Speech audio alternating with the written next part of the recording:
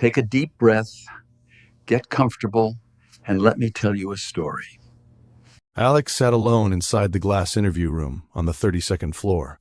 One boot crossed over the other like he had nowhere important to be. Outside the room, downtown Houston moved beneath the giant windows in slow gray lines of traffic, but nobody inside the corporate office cared about the city that morning. Their attention kept drifting back toward the man sitting behind the glass, a man who did not belong there. At least, that's what they thought. One of the younger executives slowed near the doorway and glanced inside before leaning toward another manager. HR seriously brought this guy in? The second man tried not to laugh. Alex heard both of them. He didn't react. That seemed to bother them more. His clothes weren't dirty, just ordinary. Worn brown boots. Faded denim jacket folded neatly beside him. An old leather resume folder resting on the table. The kind people stopped carrying years ago, after everybody moved to tablets and polished digital presentations. Even his watch looked old. Cheap. The silver around the edges had faded from years of use. One receptionist walked past the room carrying files. She looked inside quickly before lowering her voice. He looks like somebody's uncle who got lost. A few people laughed, quietly. Alex simply opened his folder and reviewed a single page calmly. No nervous tapping, no rehearsing answer, no anxious posture.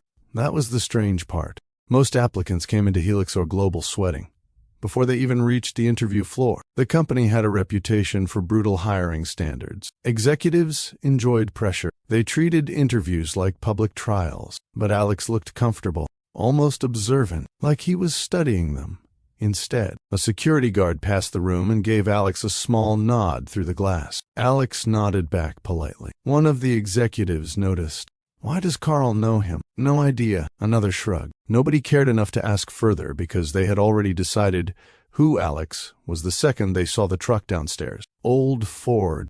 Dust near the tire. Coffee stains on the console. Not executive material. Inside the room, Alex slowly looked around the office floor beyond the glass walls. Assistants rushing. Managers avoiding eye contact with interns. Employees lowering their voices whenever senior leadership passed by. A woman near accounting accidentally bumped shoulders with an executive and apologized 3 times before walking away quickly. Alex noticed that too. His expression didn't change, but his fingers tapped once against the resume folder. A small habit, almost thoughtful. Near the elevator lobby, another executive adjusted his tie before peeking into the room. Poor guy has no idea how bad this interview's about to go.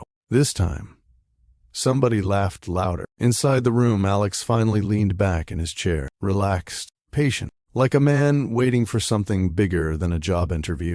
And honestly, that should have been the first warning sign. The interview room stayed quiet for almost another minute before the doors finally opened. Nobody announced the CEO. Nobody needed to. People straightened the second he appeared. Daniel Mercer walked into the room, carrying a thin digital tablet under one arm, moving with the kind of confidence powerful men practiced in mirrors for years. Tailored navy suit, expensive cufflinks, perfect smile that never quite reached his eyes. He glanced at Alex once. That was all. No handshake, no greeting, just a quick look toward the paper resume sitting on the table. For a second, Daniel actually looked confused. A printed resume, he said lightly as he sat down. Wow. That takes me back. 2 executives chuckled immediately. Alex stayed calm. Daniel scrolled through the tablet in front of him without looking up again. So, Alex. He paused near the employment history section. You've spent most of your career in field operations. Yes. The CEO leaned back, slowly. You know, Helix or Global has changed a lot over the years. We operate in a much more advanced environment now. AI logistics systems, predictive infrastructure mapping, international scaling models. He gave a polite smile. This isn't exactly old-school warehouse management anymore. Another small laugh around the table. Alex folded his hands together loosely. I'm aware. Daniel nodded, like a teacher humoring a struggling student. Right. One executive jumped in quickly. We just want to make sure candidates can adapt to modern operational structures. Alex looked toward him calmly. Your Dallas distribution center lost $12 million last quarter because your routing software is stacking regional freight during weather holds. Silence. The executive blinked. Daniel finally looked up. Alex continued casually. Your system prioritizes departure timing over environmental delay probability. That works in California. Doesn't work in Texas during flood season. Nobody spoke. One woman near the end of the table frowned at her laptop screen. Alex looked toward her. You can check the April reports. The delays happened near Beaumont. Her fingers moved quickly across the keyboard. A few seconds later, her expression changed. Well, she cleared her throat softly. He's right. The room became uncomfortably still. One executive shifted in his chair. Daniel's jaw tightened for half a second before the smile returned. Interesting observation. Observation. Like Alex had guessed. Not analyzed. Not understood. Just guessed. Daniel placed the tablet down carefully. Well, operational hindsight is one thing. Running a corporation is another. His eyes drifted toward Alex's jacket folded beside the chair. Leadership today requires innovation, adaptability, sophistication. Alex tilted his head slightly. You outsourced senior logistics review last year. Daniel blinked once. That decision cost you experienced staff who understood regional supply movement better than your consultants do now. The woman with the laptop stopped typing again. Another silence. This one, heavier. Alex wasn't speaking aggressively. That made it worse. He sounded calm, certain, like somebody discussing weather patterns. One executive forced a laugh. Well, confidence definitely isn't the issue here. A few people smiled awkwardly. Daniel didn't. He studied Alex more carefully now. Not respectfully, carefully, like he couldn't figure out why the man across from him wasn't nervous yet. Most applicants tried to impress powerful people. Alex looked like a man evaluating whether the company deserved him, and that irritated Daniel more than he wanted to admit. You seem very comfortable criticizing systems you've never actually managed from the executive level, Daniel said. Alex met his eyes evenly. Sometimes the people closest to the ground see problems executives miss. Nobody moved. For a second, the room became painfully quiet, because deep down, everybody at that table knew he was right. If you've ever walked into a room and felt people judging you before you even spoke, this story is going to stay with you. Welcome back to Mr. George Stories, where life's most powerful lessons come wrapped in unforgettable tales. If you're new to this family, thank you for joining us. Please hit the subscribe button, because it helps us share stories like this on YouTube. And while you're watching, tell us in the comments, have you ever been underestimated because of how you looked? Because Alex was about to remind an entire corporation that arrogance can blind people faster than ignorance ever could. The tension inside the interview room never fully settled after that. Nobody said it out loud, but the atmosphere had shifted. Executives who were smirking earlier suddenly became quieter around Alex. Not respectful, just uncertain. Daniel noticed it too, which only made his mood worse. A soft knock interrupted the silence before the door opened carefully. A woman stepped inside, carrying a tray with fresh coffee cups balanced in both hands. Sorry, she said gently. The assistant downstairs said the meeting's been running a while. Nobody paid much attention to her at first. They barely ever did, but Alex did, immediately. She moved around the room naturally, setting cups down one at a time without rushing. Dark green blouse, silver hoop earrings, calm eyes that actually looked at people when they spoke, not through them. At one point, an executive reached for a cup without thanking her. She ignored it professionally. When she reached Alex, she paused slightly. Cream or black? Black's fine. She handed him the cup carefully. Unlike everybody else in the room, she didn't glance at his clothes first. That stood out to him. You holding up okay in here? She asked quietly. One executive laughed under his breath. Alex noticed that too, but the woman didn't seem embarrassed by the question. Honestly, she looked more embarrassed by everybody else. Alex took a sip of coffee before answering. I've sat through worse meetings. A small smile escaped her before she could stop it. That smile changed his expression slightly too. Not much, just enough. She studied him for a second longer. You don't seem nervous for someone interviewing with corporate leadership. Alex looked toward the executive sitting across from him, then back at her. Maybe I'm not here for the reason they think. For a moment, she just stared at him, not confused, curious. Outside the glass walls, employees continued moving through the office, normally. Inside the room, something quietly shifted between them. Anne had barely reached the door when Daniel spoke again. Only this time, the polished executive tone was gone. The smile, too. He looked irritated now. The kind of irritation powerful people showed when control started slipping away from them. "Well," Daniel said, adjusting the cuff of his suit jacket, "this has definitely been educational." A few executives forced light chuckles. Alex remained still. Daniel leaned forward slightly. "But I think we've heard enough." Anne slowed near the doorway, not leaving yet. Something in the room felt wrong. Daniel folded his hands together on the table. "Helixor Global is responsible for billion-dollar operations across multiple states. We're looking for executives who reflect that level of professionalism." His eyes drifted toward Alex's worn boots again, then the old resume folder, then the cheap watch. "Subtle, but intentional. We need people who understand high-level corporate culture." Alex said nothing. That seemed to frustrate Daniel even more. The CEO gave a dry smile. "We're building leadership teams here, not running a charity program." The room froze. One executive looked down immediately. Another shifted uncomfortably in his chair. Nobody laughed this time. Anne stopped moving completely. For a second, disappointment crossed her face so openly that even Alex noticed it. Not disappointment in him. In them, Daniel must have realized he pushed too far, because he straightened quickly afterward. But the damage was already sitting in the room. Heavy, awkward. Alex slowly closed the resume folder in front of him. Calmly, carefully. No anger, no dramatic reaction. Honestly, that silence felt worse than shouting would have. Anne looked toward him, almost expecting him to defend himself. Instead, he simply asked, "Is that how your company normally treats people during interviews?" Daniel opened his mouth. But before he could answer, the boardroom doors suddenly opened behind him. Everybody turned instinctively. 3 board members walked inside mid-conversation before stopping almost immediately. The oldest among them froze first. Gray suit, reading glasses still in his hand. His expression changed so suddenly, it sucked the energy out of the room. Another board member looked past Daniel directly toward Alex and stood up straight immediately. "Sir." Nobody moved.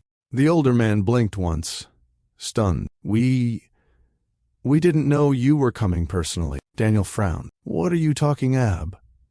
His voice stopped, because Alex had already stood up slowly from the chair, and suddenly, every executive in the room looked terrified. Anne stared at Alex like her brain was trying to catch up with what her eyes were seeing. The older board member swallowed hard. "Mr. Whitaker," he said carefully, "had we known you were visiting headquarters, the board would have prepared accordingly." Silence. Pure silence. Daniel's face lost color, little by little, because the man he had just humiliated wasn't an applicant. He was the owner. Houston woke up heavy that morning. Not stormy, just thick. The kind of humid Texas morning where downtown glass towers looked slightly faded behind the heat sitting over the streets. Traffic crawled along Louisiana Street, while people hurried between coffee shops and office buildings, carrying briefcases, laptops, and the exhausted expressions of workers already tired before 9 in the morning. Outside Helixor Global headquarters,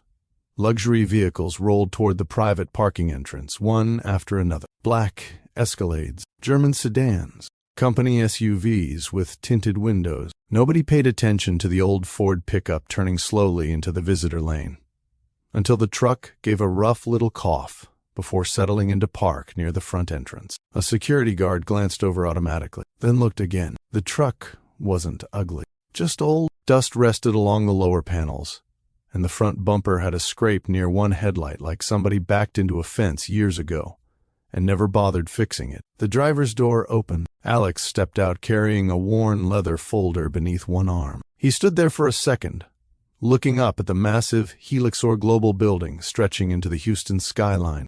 52 floors of polished glass. His father would have hated what the place looked like now. That thought stayed in his head quietly, while employees passed him without a second glance. Most of them were too busy checking phones or rushing inside to notice him. A valet near the executive entrance did notice. The man looked toward the truck briefly before speaking into his radio, probably assuming somebody was delivering equipment. Alex adjusted the cuff of his shirt and started toward the building calmly. Near the front doors, 2 security guards stood beside the metal scanners watching employees filter inside. One of them, Carl, recognized the name on the visitor list the second Alex handed over his ID.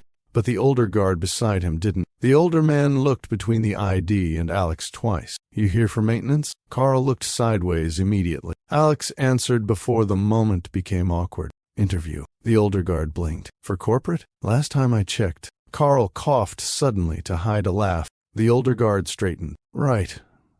Sorry about that." Alex smiled slightly. "No harm done." Most wealthy men would have reacted differently. Carl noticed that immediately. Because rich executives usually treated security guards like furniture. Alex asked how Carl's knee was doing before taking his visitor badge. That caught the younger guard off guard completely. Carl stared for half a second. "Better, actually. Physical therapy finally started helping." "Good." That was it. Simple conversation. But after Alex walked toward the elevators, the older guard frowned. "You know him?" Carl hesitated. "A little." "What does he do?" Carl looked toward the elevator doors carefully. "Honestly, I'm not completely sure." Upstairs, the executive floors already buzzed with controlled chaos. Assistants moved quickly between offices carrying tablets and coffee trays, while department heads prepared for quarterly review meetings. Nobody smiled much. The atmosphere inside Helixor Global felt polished but tense, like everybody constantly measured every word before speaking. Near reception, 2 junior executives stood whispering while reviewing hiring files on a tablet. One of them looked up as Alex approached. The smile she prepared professionally disappeared almost immediately. "Oh, not rude enough to report to HR, but close. Can I help you?" Alex handed her the interview confirmation email. Her eyes skimmed over it, then back at him. "You're here for the senior operations consultant position?" "That's what the email says." The second executive finally looked up too. Both women exchanged a quick glance. Tiny, but obvious. Alex had seen that look thousands of times over the years. The silent corporate conversation people thought nobody noticed. This can't be him. The receptionist forced another smile. "Well, your interview team is still preparing. You can wait over there." She pointed toward a sitting area near the windows. No offer of water, no welcome packet, nothing. Alex thanked her anyway. That seemed to confuse her more than if he'd been rude. He sat near the windows overlooking downtown Houston while employees passed by pretending not to study him openly. One man walking by slowed just enough to whisper, "Consultant position? Seriously?" Another answered quietly, "Probably somebody's referral." Alex continued reading a folded operations report from inside his leather folder. Every few minutes he looked around the office casually, not admiring it, observing. An exhausted assistant carrying files apologized after accidentally brushing past another employee. The employee rolled his eyes dramatically before walking off without responding. Near accounting, a middle-aged man stood speaking with a supervisor whose expression remained cold the entire conversation. The older employee's shoulders dropped a little more after every sentence. Eventually he walked away holding a cardboard storage box. Nobody looked at him. Nobody stopped him. Alex watched until the elevator doors closed behind the man. Then he quietly folded the report back into his folder. A few minutes later, laughter broke out near the reception desk. 2 executives had noticed the resume folder sitting beside Alex. One of them smirked openly. "Paper resume," he whispered. The other laughed. "What is this?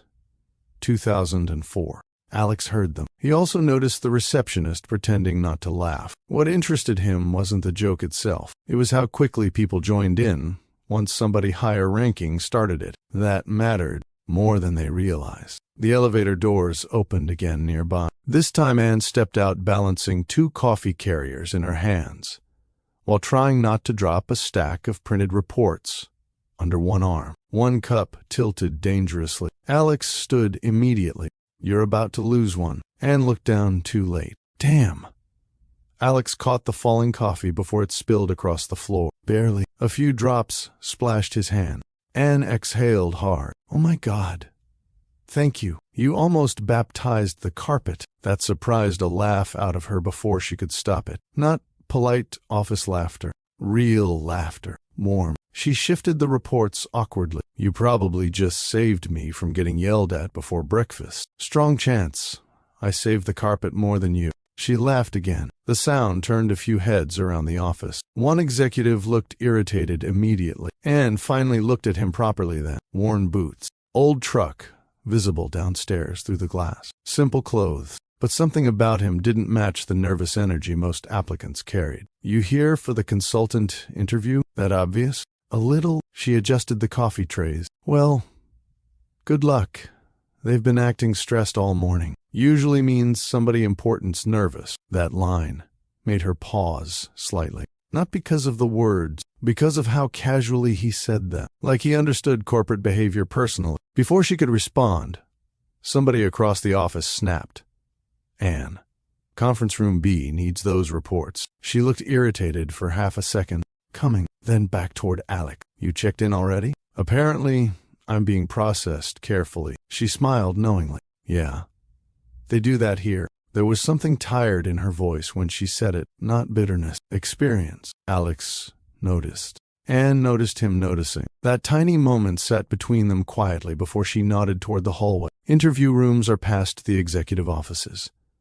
Last door near the East Conference Wing." "Appreciate it. No problem." She started walking away, before stopping briefly. "And hey," Alex looked up, "don't let those people in suits get inside your head.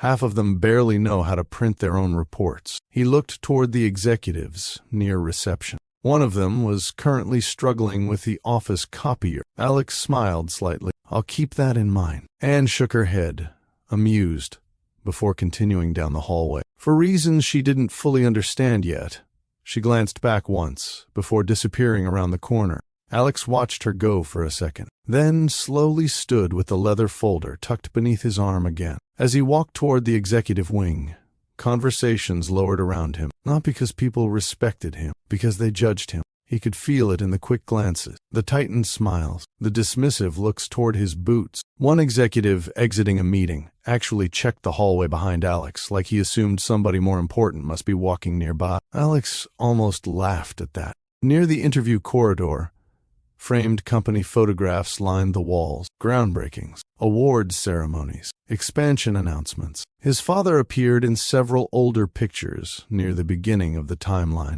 standing beside warehouse workers, shaking hands with drivers, eating beside mechanics during overnight shifts. No designer suits, no staged smiles, just honest photographs. The newer executive photos looked different, sharper, colder. Everybody posed carefully now. Nobody looked comfortable anymore. Alex stopped briefly in front of one picture from nearly 20 years earlier. His father stood beside the company's first Houston delivery crew, wearing grease-stained jeans and holding barbecue tongs at some employee cookout. Everybody in the photo looked happy, not managed, not curated, human. A group of younger executives walked past Alex without realizing who he was. One glanced toward the older photograph and smirked. Crazy this company started looking like that. The others laughed lightly before continuing down the hall. Alex remained staring at the picture a few seconds longer. His jaw tightened slightly, not angry, just disappointed. That feeling stayed with him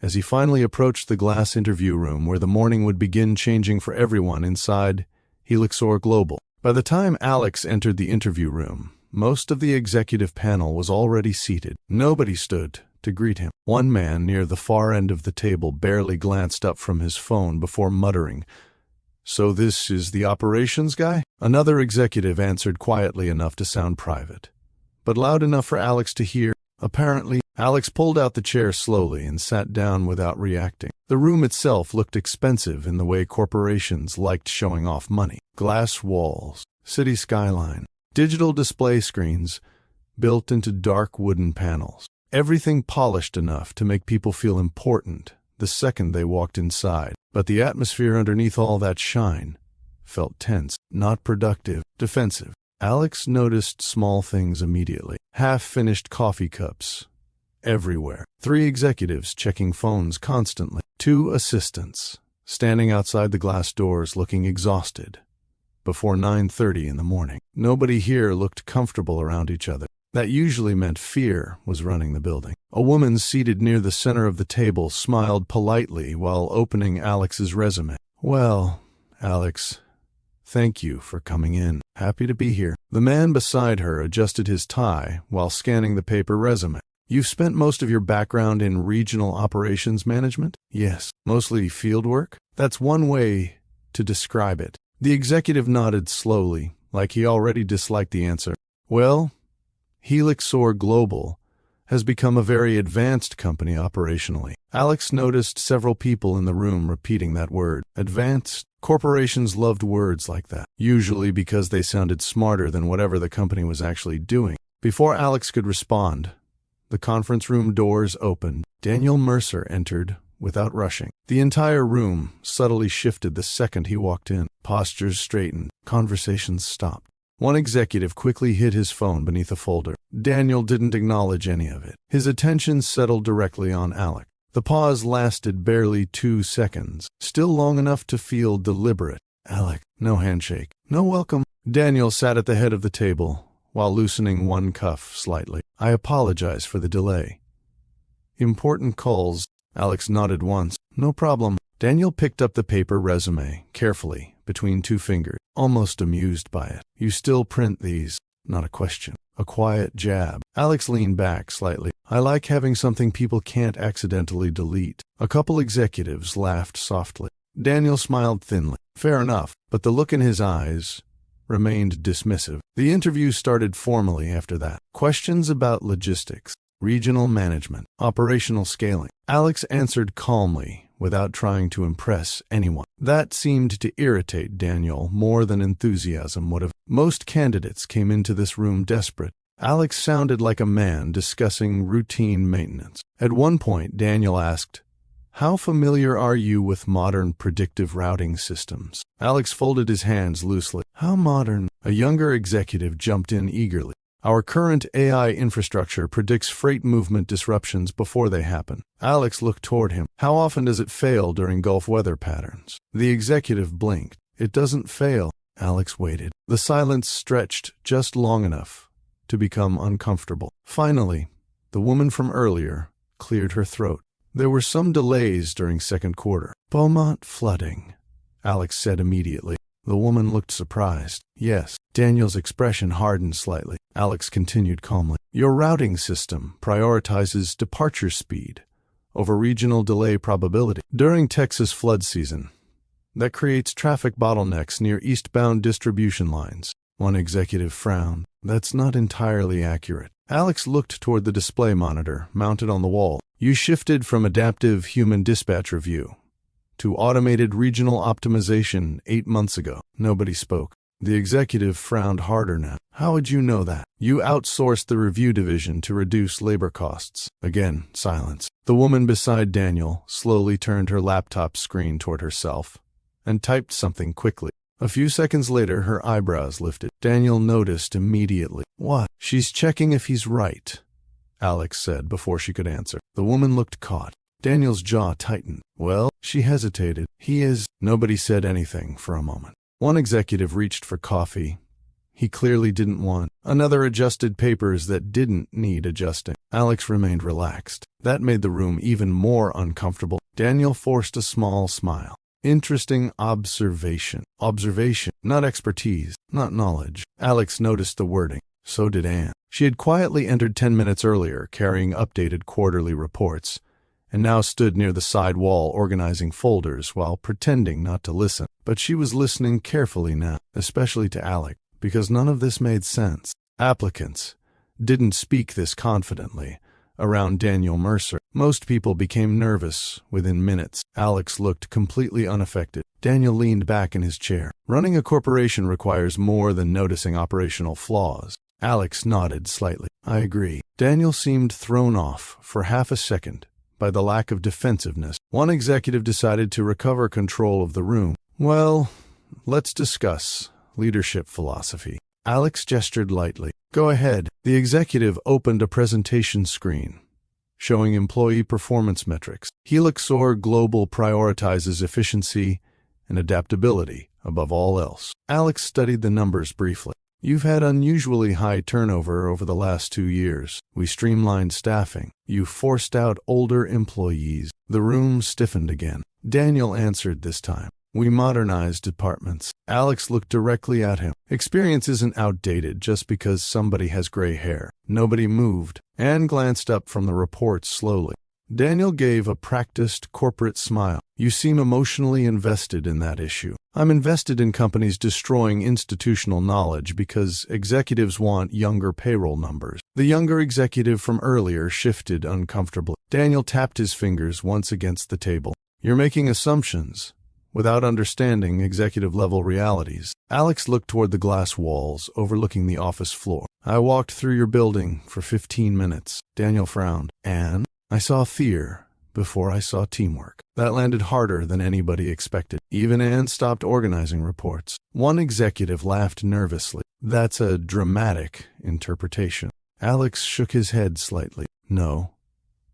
Dramatic would be pretending people enjoy working here. Daniel's smile disappeared completely now. The atmosphere in the room changed. This wasn't an interview anymore. It felt closer to a challenge. Not loud, not aggressive. Worse, controlled. One executive attempted to redirect things. So tell us why you applied here in the first place. Alex answered immediately. Curiosity. Daniel narrowed his eyes. That's an unusual answer. Most honest ones are. Anne looked down quickly to hide the small smile pulling at her mouth. Daniel noticed that too. His irritation deepened. The CEO stood and walked toward the glass wall overlooking the office floor below. You know what the problem is with candidates today? He asked while adjusting his cufflinks. Everybody thinks criticizing leadership means they understand leadership. Alex watched him quietly. Daniel turned back toward the room. It's easy to point out flaws when you're sitting outside the pressure executives carry every day. Alex tilted his head slightly. Pressure doesn't excuse arrogance. Nobody breathed for a second.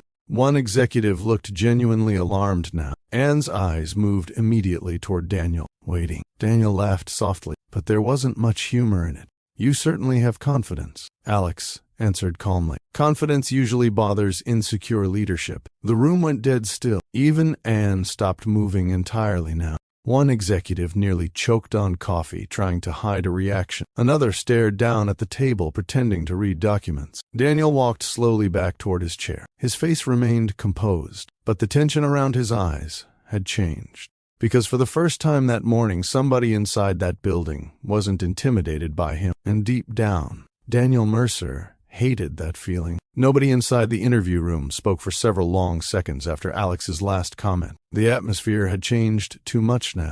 This no longer felt like executives interviewing a candidate. It felt like powerful people losing control of a room they were used to dominating. Daniel Mercer slowly lowered himself back into his chair, smoothing the front of his suit jacket carefully. Controlled movements, controlled breathing, controlled expression. But Anne noticed the irritation sitting behind his eyes now. Everybody did. One executive cleared his throat awkwardly before trying to recover the conversation. Well, Helixor Global values direct communication.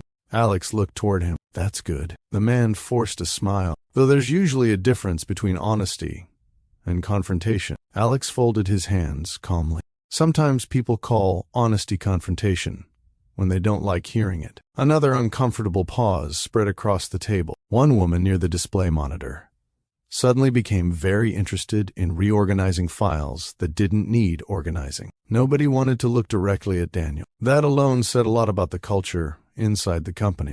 Anne quietly moved toward the side counter to replace empty coffee cups, but her attention kept drifting back toward Alex. The strange part wasn't that he challenged executives, it was how natural he sounded doing it. No performance, no nervousness, no desperation to prove himself, just calm certainty. That bothered everybody in the room differently. Daniel finally leaned forward again. Let's be realistic here. His voice remained polished, almost patient. The senior operations consultant position requires someone capable of functioning at the executive level. Alex nodded once. I read the description. Daniel gave a tight smile. And yet most of your experience appears heavily field-oriented. That's where most operational problems start. The younger executive from earlier sighed quietly under his breath. Daniel ignored him. We need strategic leadership here, Alex.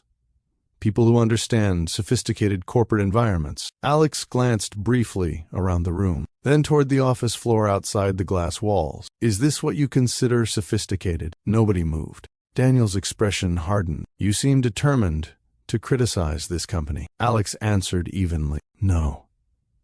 I'm trying to understand why leadership stopped listening to the people keeping the company running. The room stiffened again, because that question hit too close to several recent internal problems nobody wanted discussed openly. Daniel tapped the table once with his finger. A small motion, sharp. Worker dissatisfaction exists in every major corporation. Fear isn't dissatisfaction. The CEO's jaw tightened slightly. You think employees are afraid here? Alex looked directly at him now. I think people lower their voices when management walks past them.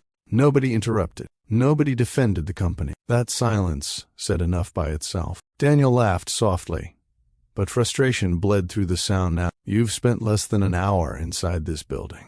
Long enough? Anne looked down quickly after hearing that, because honestly, Alex wasn't wrong. She'd worked inside Helixor Global long enough to recognize the truth in almost everything he said. People smiled carefully around executives. Managers protected numbers more than employees. Older staff disappeared quietly every few months during restructuring. Nobody openly questioned leadership anymore, not if they wanted promotions. Daniel slowly stood from his chair again. This time the movement carried less confidence, more irritation. We're building a modern corporation, he said while walking slowly around the table. That requires discipline, standards, professionalism. His eyes drifted deliberately toward Alex's boots, then the old leather folder, then the cheap watch, subtle, cruel in a polished corporate way. Anne immediately noticed it. So did everybody else. Daniel stopped beside the windows overlooking downtown Houston. Frankly, he continued, Helixor Global represents a certain image. Alex leaned back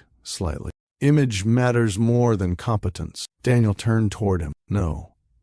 But presentation matters. Presentation. Alex repeated the word quietly like he was testing it. Daniel crossed his arms. We deal with international investors.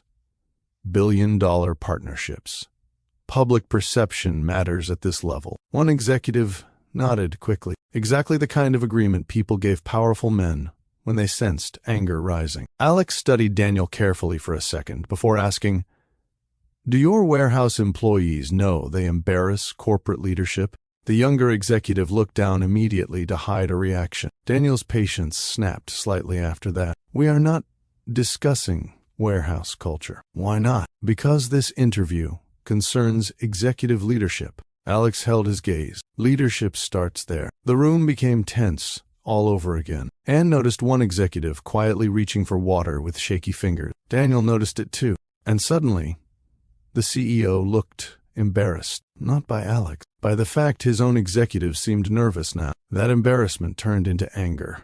Fast. Daniel walked back toward the table slowly. You know, he said, there's a difference between confidence and arrogance. Alex answered calmly. I agree. Daniel stopped beside him. And honestly, I'm beginning to think you misunderstand where you are. Nobody breathed. Anne stood completely still near the counter. Daniel looked directly down at Alex now. We're looking for executives capable of representing this company professionally. His eyes moved toward Alex's jacket folded beside the chair, then back toward his boots. We're not running a charity program. The sentence hit the room hard enough that one executive immediately looked away. Another closed his eyes briefly, like he regretted being there. Anne felt heat crawl up her neck instantly, not because Alex had been insulted, because Daniel clearly meant every word. Alex looked up at him quietly. No anger crossed his face. No humiliation either. That somehow made the moment worse. He slowly closed the leather folder in front of him, with careful hands before speaking. Is that how your company normally treats people during interviews? Daniel opened his mouth, but the conference room doors suddenly opened behind him. 3 board members entered mid-conversation carrying tablets and financial binder. The oldest among them stopped walking almost immediately. His entire expression changed. Shock first, then confusion, then something dangerously close to panic. Another board member looked toward Alex and straightened instantly. Sir, the room froze. Daniel frowned. What's going on? Nobody answered him. The older board member removed his glasses slowly. Mr. Whitaker. Every executive at the table went still. Anne's eyes moved immediately toward Alex. The older man swallowed carefully. We had no idea you were visiting headquarters personally. One executive actually whispered, Oh God. Daniel looked between them, confused at first. Then realization started creeping into his face. Little by little, Alex stood slowly from his chair. The movement alone changed the entire emotional balance of the room. Nobody saw him as small anymore, not even close. Daniel stared at him now, like his brain refused to catch up. He started quietly. Alex adjusted the cuff of his sleeve calmly. The controlling owner, yes. The younger executive nearly dropped his coffee. One woman covered her mouth completely. Another executive stared directly at the table, like avoiding eye contact might somehow save him. Anne honestly forgot to breathe for a second, because suddenly every strange thing about Alex made sense at once. The confidence, the questions, the calmness, the way he observed people instead of impressing them. Daniel's face lost color gradually. You set up the consultant opening. Alex looked at him evenly. Yes. Nobody moved. The older board member looked deeply uncomfortable now. We thought you were reviewing the Dallas expansion next month. I changed plans. Daniel laughed once softly. Not humor, shock. You pretended to be an applicant? Alex answered simply, I wanted to see how this company treats people without warning executives first. Nobody defended themselves. Nobody even tried. Because everybody in that room suddenly remembered every word they'd said since morning. Every smirk, every glance, every dismissive comment. Anne felt sick for them. Alex looked around the room slowly, still not angry. That was the terrifying part. Disappointment sat heavier on him than rage ever could. Finally, his eyes settled back on Daniel. You were right about one thing. Daniel swallowed hard. Alex picked up the leather folder calmly. Presentation clearly matters a lot around here. Nobody inside the interview room seemed to remember how to breathe properly after Alex revealed who he was. The shift happened so fast it almost felt physical. A few minutes earlier, executives leaned back comfortably making jokes about paper resumes and warehouse culture. Now, nobody could even hold eye contact for more than 2 seconds. Daniel Mercer remained standing beside the conference table, but the confidence that usually carried him through meetings had cracked badly. Not publicly, not dramatically. Small things gave it away. His jaw stayed tight. One hand rested too firmly against the table. His breathing had become measured in the careful way people controlled panic during negotiations. Across the room, one executive quietly closed his laptop without being told. Another pushed aside his untouched coffee cup like suddenly nothing in the room felt normal anymore. Alex stood near the windows, holding the leather folder beneath one arm. Still composed, still controlled, but Anne noticed something different in his face, now that nobody else seemed to catch. He looked tired, not physically, emotionally, like the entire morning disappointed him more than he expected. The older board member cleared his throat carefully. Mr. Whitaker, perhaps we should move this discussion to the executive board floor. Alex looked toward him. Why? The question landed heavily. The board member hesitated. Well, privacy concerns. Alex glanced around the room slowly. These people weren't concerned about professionalism 10 minutes ago. Nobody answered. One executive lowered his eyes immediately. Daniel stepped forward finally. Alex! Mr. Whitaker, Alex corrected quietly. Daniel stopped. The correction wasn't loud. That made it worse. Anne watched the CEO's face tighten for half a second before he recovered. My apologies, Daniel said carefully. Mr. Whitaker. Alex waited. Daniel adjusted his cuff again before continuing. There's clearly been a misunderstanding regarding today's process. That almost made Anne laugh. Misunderstanding? Everybody in that room knew exactly what happened. Alex studied Daniel for a moment. No, he said calmly. I understood the process very clearly. Silence spread across the room again. The younger executive who had defended the routing system earlier looked like he wanted the floor to collapse beneath him. One woman near the display screen finally spoke up nervously. We had no idea who you were. Alex looked toward her. That's the point. Nobody had a response ready for that. Outside the glass walls, employees continued moving through the executive floor normally, completely unaware that the leadership team inside was quietly falling apart. Anne stood near the side counter, holding empty coffee cups against her chest, unsure whether she should leave or stay. Part of her wanted to disappear from the room entirely. Another part couldn't stop watching Alex, because now every strange detail about him made sense.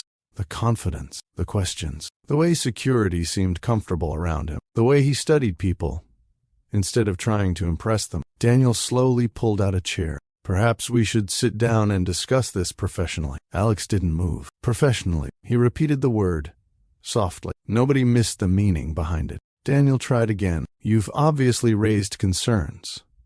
We are prepared to address them. Prepared now? Daniel's expression hardened slightly. Helixor Global has always valued accountability. One executive nearly looked offended hearing that sentence. Alex noticed. So did Anne. Alex finally walked back toward the table and placed the leather folder down carefully. I walked through this building for less than an hour, he said.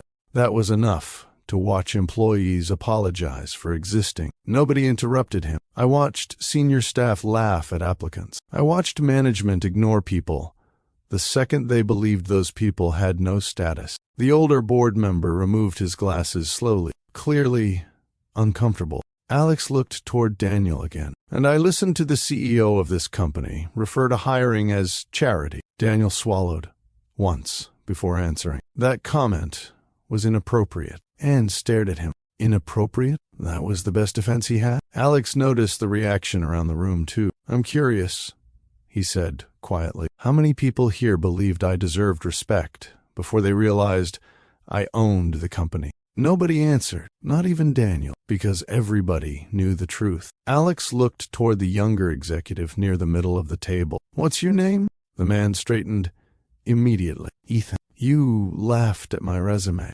Ethan's face lost color. You didn't know anything about me. Ethan opened his mouth again before stopping. Alex wasn't humiliating him. That somehow felt worse. No shouting, no threats. Just facts laid out plainly in front of everybody. Alex turned toward another executive. You outsourced operational review teams last year. The woman nodded nervously. Yes.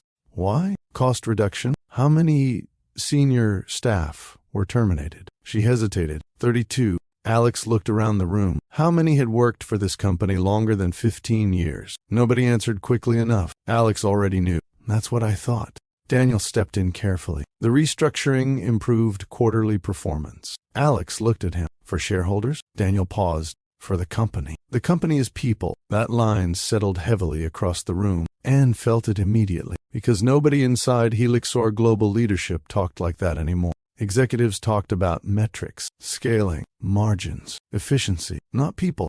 Alex walked slowly toward the windows overlooking downtown Houston again. Traffic crawled below like nothing important was happening upstairs. That man leaving accounting earlier, Alex said suddenly. Several executives looked confused. He carried his belongings out in a cardboard box. Nobody spoke. Alex continued. He looked terrified. Daniel answered carefully. Unfortunately, difficult staffing decisions happen in every corporation. Alex turned slightly toward him. He'd worked here 19 years. The room froze again. Daniel blinked. How did you... He told the receptionist downstairs while waiting for the elevator. Anne looked down immediately, because she remembered seeing the same man earlier that morning. Quiet, embarrassed, trying not to look emotional, carrying that box through the lobby. Alex folded his arms loosely. 19 years, he repeated, and nobody from leadership even walked him downstairs. One executive shifted uncomfortably. Another rubbed his forehead. The older board member finally stepped forward. Mr. Whitaker, I assure you the board takes employee welfare seriously. Alex looked directly at him. Do you? That question hit differently. Not aggressive. Honest. The older man didn't answer immediately, because deep down, he probably wasn't sure anymore. The room became heavy after that. Not tense like before. Worse, reflective. People avoiding their own thoughts. Anne quietly set the coffee cups down near the counter before finally speaking carefully. Would anybody like fresh coffee? Nobody answered at first. Then Alex looked toward her. I would. Her eyes met his. For some reason, that simple response eased something inside her chest. Okay, she said softly. She picked up the tray again and headed toward the door. As she reached it, Daniel suddenly spoke. Anne, she stopped. Stay nearby, please. The request sounded polite, but she recognized the real meaning immediately. Nobody wanted witnesses disappearing now. She nodded once. Of course. Outside the conference room, the executive floor felt strangely quieter than earlier. Word had already started spreading. Employees glanced toward the glass room discreetly while pretending to work normally. Anne walked toward the break room, carrying the empty tray. But her thoughts stayed stuck on Alex. Not because he was wealthy. Honestly, that mattered less now. What unsettled her was how disappointed he looked, like he genuinely hoped the company would be better than this. Inside the conference room, Daniel attempted one more recovery. "Mr. Whitaker," he said carefully, "whatever concerns you have, I believe we can address them constructively." Alex looked at him for several long seconds, then asked quietly, "Do you know the names of the janitors on this floor?" Daniel frowned slightly. "What? The janitors?" Alex repeated. "Do you know their names?" Nobody spoke. Alex nodded once. "That's what I thought." Daniel's face tightened again. This company employs thousands of people, and leadership stopped seeing them. The younger executive rubbed both hands against his face now. Another executive stared blankly at the table like he wanted the meeting to end. Alex finally picked up the leather folder again. "I'm not angry about the interview," he said calmly. That surprised everyone. Daniel looked genuinely confused. "You're not?" Alex shook his head slightly. "I expected arrogance." The room went still again. "But I didn't expect people to become this disconnected."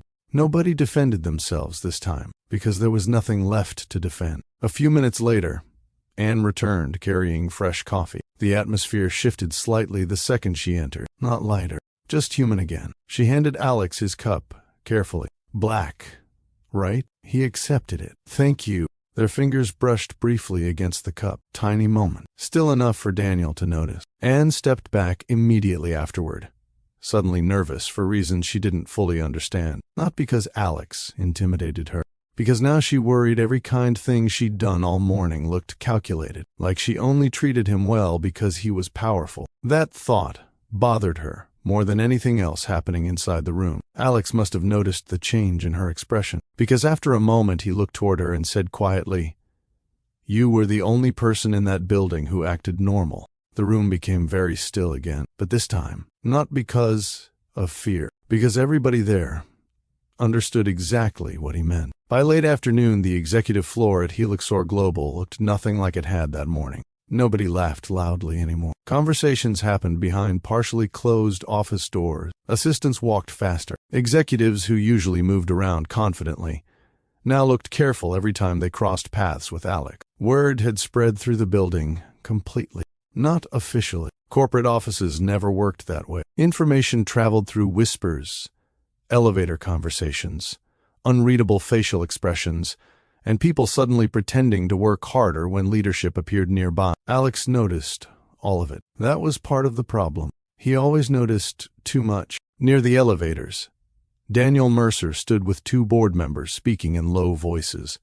When Alex walked past them, toward the lobby, Daniel straightened immediately. "Mr. Whitaker." Alex stopped. One of the board members offered a tense smile. "We've arranged a private dinner tonight, if you'd like to continue discussions regarding the staffing concerns." Alex looked tired again. Not physically, like somebody emotionally worn down from hearing too many polished explanations. "Tomorrow," he said. Daniel nodded quickly. "Of course." Alex glanced toward the elevator display. "I think everybody's had enough meetings for one day." Nobody argued with that. The elevator doors opened softly. As Alex stepped inside, he noticed Anne approaching from across the lobby, carrying a stack of folders against her chest. She slowed when she saw him alone. For a second, both of them looked uncertain. The entire day had changed the dynamic between them. That kind of thing made normal conversation harder. Alex held the elevator door open. "You coming down?" Anne hesitated briefly before stepping inside. "Thanks." The doors closed. Silence settled between them at first, while the elevator descended slowly through the executive floors. Not awkward exactly, just careful. Anne finally exhaled softly. "Well," Alex looked sideways at her. "That's usually how people start conversations before saying something uncomfortable." A small laugh escaped her. "There's really no normal response to today." "That's fair." The elevator continued downward. Anne shifted the folders slightly against her arm. "I almost called you sir upstairs." Alex groaned quietly. "Please, don't." That surprised another laugh out of her. Most billionaires probably wouldn't say that. Most billionaires probably enjoy being billionaires more than I do. The honesty in that answer caught her attention immediately. Not dramatic, not self-pitying, just honest. The elevator reached the lobby. Employees standing nearby suddenly straightened when Alex stepped out. A few people greeted him nervously. One man nearly dropped his phone, trying to open the front doors quickly enough. Alex thanked him anyway. That seemed to confuse the employee completely. Outside, the humid Houston evening wrapped around the city while traffic crawled through downtown under fading sunlight. Alex stopped beside the old Ford truck and looked at it again, carefully. So that's really yours. Unfortunately, it survived the parking garage.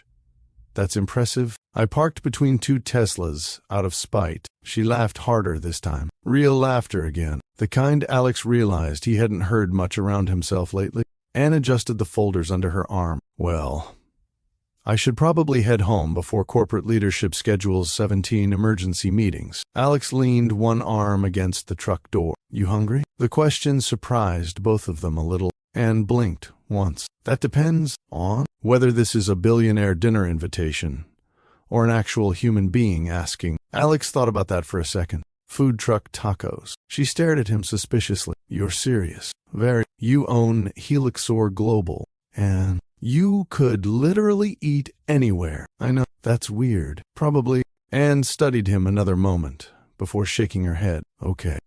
Food truck tacos. Alex opened the passenger door for her, automatically. That caught her off guard, too. Not because men never did polite things anymore. Because most wealthy executives she met performed politeness loudly. Alex did it absent-mindedly, like nobody taught him to stop.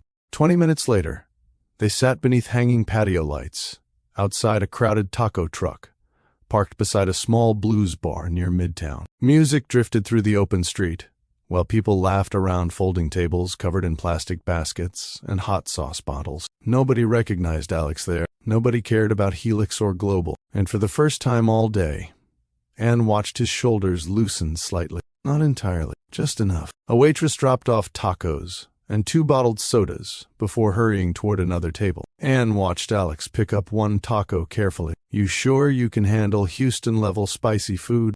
That sounds threatening. It should. Alex took one bite, then immediately coughed hard.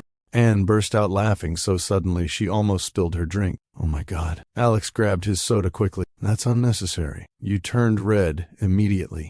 I think my ancestors just apologized to me spiritually. Anne laughed harder, leaning against the table. Nearby customers started smiling too. Alex shook his head while taking another drink. This feels hostile. You ordered extra salsa. I trusted the menu. That was your first mistake. For several minutes, conversation became easier after that, lighter. No boardrooms, no executive politics, just 2 people sitting outside while blues music rolled softly through the evening air. Anne eventually rested her chin lightly against her hand while studying him. You really do this often?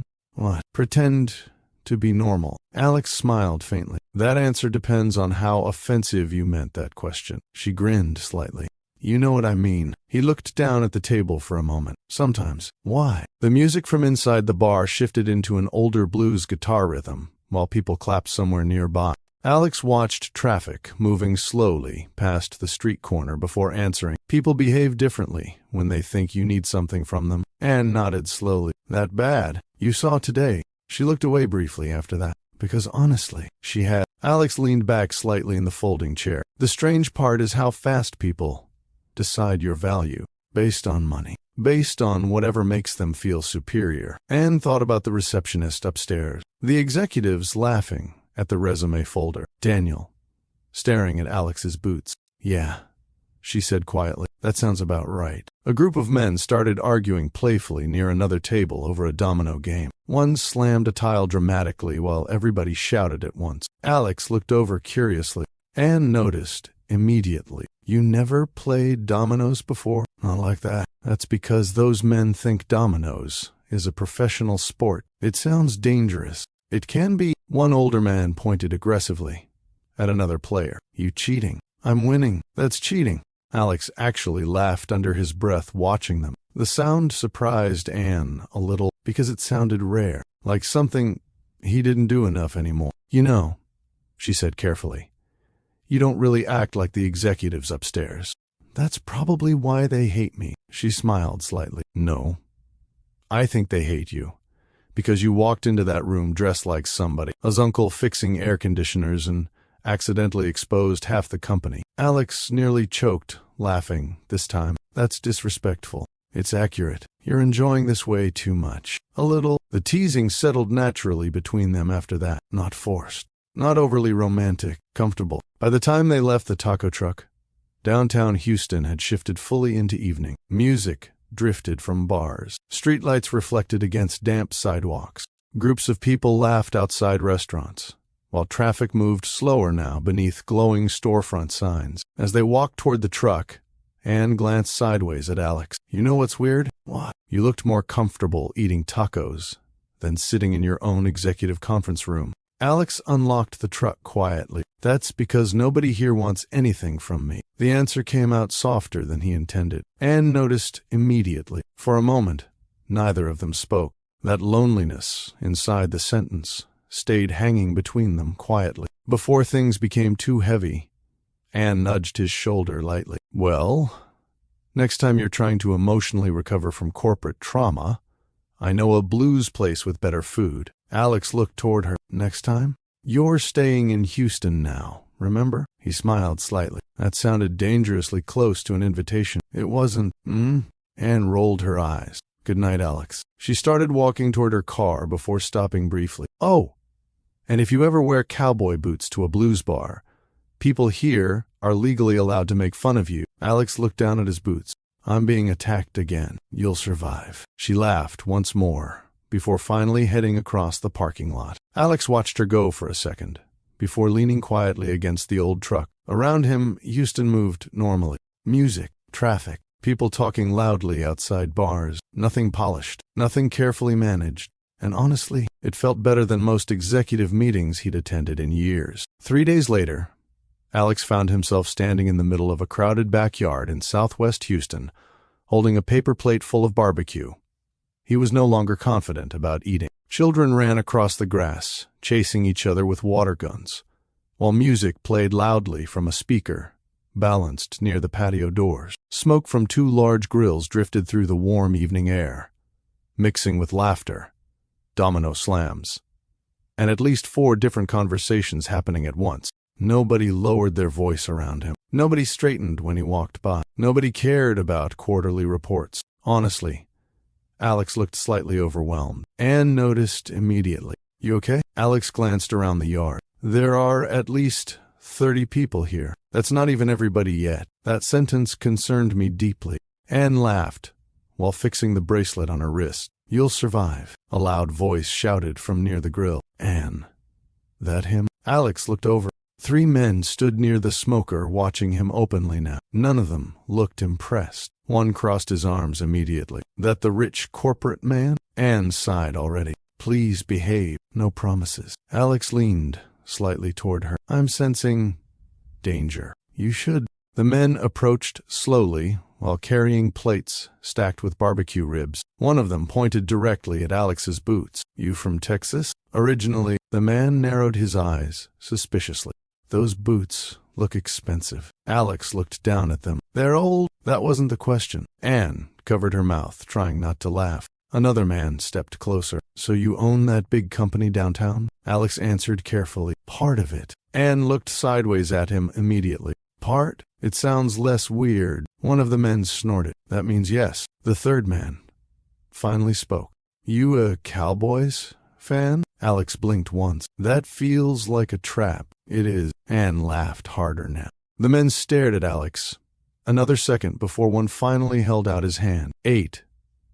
If Anne brought you here, we'll give you a chance. Alex shook his hand carefully. Appreciate it. The man pointed toward the grill. You eat spicy food? Anne interrupted immediately. No.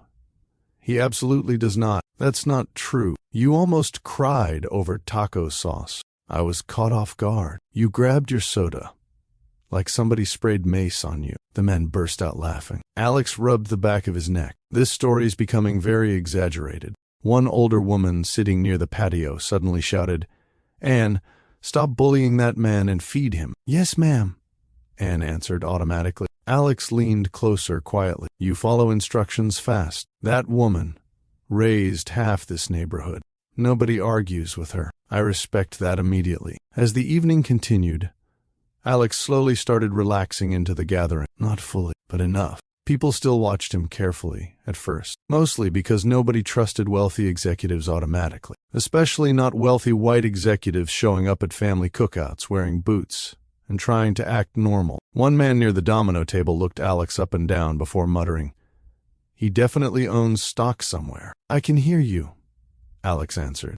"That means it's true." More laughter. The teasing never felt cruel, though. Testing, maybe. Protective. Anne noticed Alex understanding that gradually, too. At one point, a little girl ran directly into his leg chasing a football before stopping suddenly. She looked up at him carefully. "You Anne's boyfriend?" Alex nearly choked on his drink.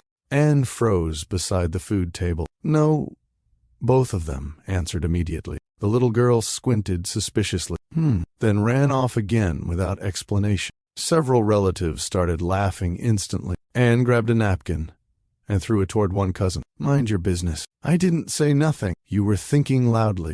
Alex tried hiding a smile behind his cup. "You seem very respected around here." "They enjoy embarrassing me." "That also seems accurate." Music shifted again, while more people filled the backyard carrying coolers and folding chairs. The atmosphere felt alive in a way corporate events never did. Nobody networked here. Nobody measured status carefully before speaking. People interrupted each other constantly, laughed loudly, argued about sports, debated recipes like international diplomacy depended on it. Alex sat near the domino table eventually, while several older men argued over points dramatically. "You cheating again. That's because you losing. You always got excuses." One man looked toward Alex suddenly. "You know how to play?" "Not well." "Perfect. Sit down." Anne looked immediately concerned. "Oh no." "What?" "They take this way too seriously." "I gathered that." Within 5 minutes, Alex had already made 2 bad moves, and one elderly man slapped the table so hard laughing that soda spilled everywhere. "Boy, what was that?" "I'm learning." "You learning badly." Anne leaned against the patio railing, laughing openly now. Alex pointed toward her. "She invited me here under false pretenses." "You embarrassed yourself voluntarily." "That's fair." Another domino slammed against the table. "Pay attention, rich man." Alex looked offended. "Why does everybody keep calling me that?" "Because you rich." I walked directly into that one. The humor settled around him naturally after that. Little by little, suspicion faded. People started talking to him normally instead of cautiously. One cousin asked about trucks. Another asked whether corporate jobs were really as miserable as television made them look. An older woman demanded Alex explain why executives always ruined good companies. That conversation became surprisingly honest. Most executives stop listening after people start agreeing with everything they say, Alex admitted quietly. The woman nodded immediately. Pride'll rot people fast. Alex thought about Daniel Mercer, about the interview room, about employees lowering their voices in hallways. "Yeah," he said softly, "it really does." Later in the evening, somebody dragged Anne into dancing near the patio speakers. She resisted for almost 3 seconds before giving up. Alex watched from his chair while everybody laughed around her. For the first time since meeting her, he saw her completely relaxed. Not office professional Anne, not careful Anne, just herself. One cousin pointed toward him immediately. "Your turn." Alex looked genuinely alarmed. "No." "Yes." "Absolutely not." Anne grinned instantly. "Oh, this. I gotta see." 2 people pulled him toward the patio anyway while the music grew louder. Alex tried protesting. "This feels targeted." "That's because it is." The moment he attempted dancing, the entire backyard exploded laughing. Not maliciously. Honestly, he just looked stiff, painfully stiff. Anne laughed so hard, she had to grab somebody's shoulder to stay standing. "Oh my God," she managed between breaths. "You dance like an accountant." "That's insulting." "It's true. I'm being attacked by an entire family." One older man shouted from the grill. "Leave him alone."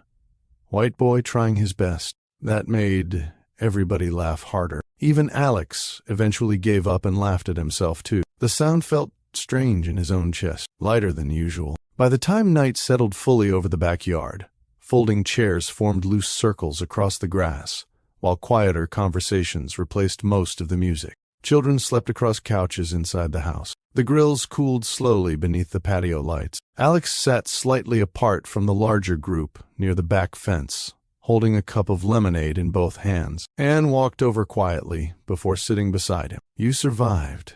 Barely. You'll recover." Alex looked out across the yard. One cousin arguing over dominoes again. An older woman wrapping leftovers in foil.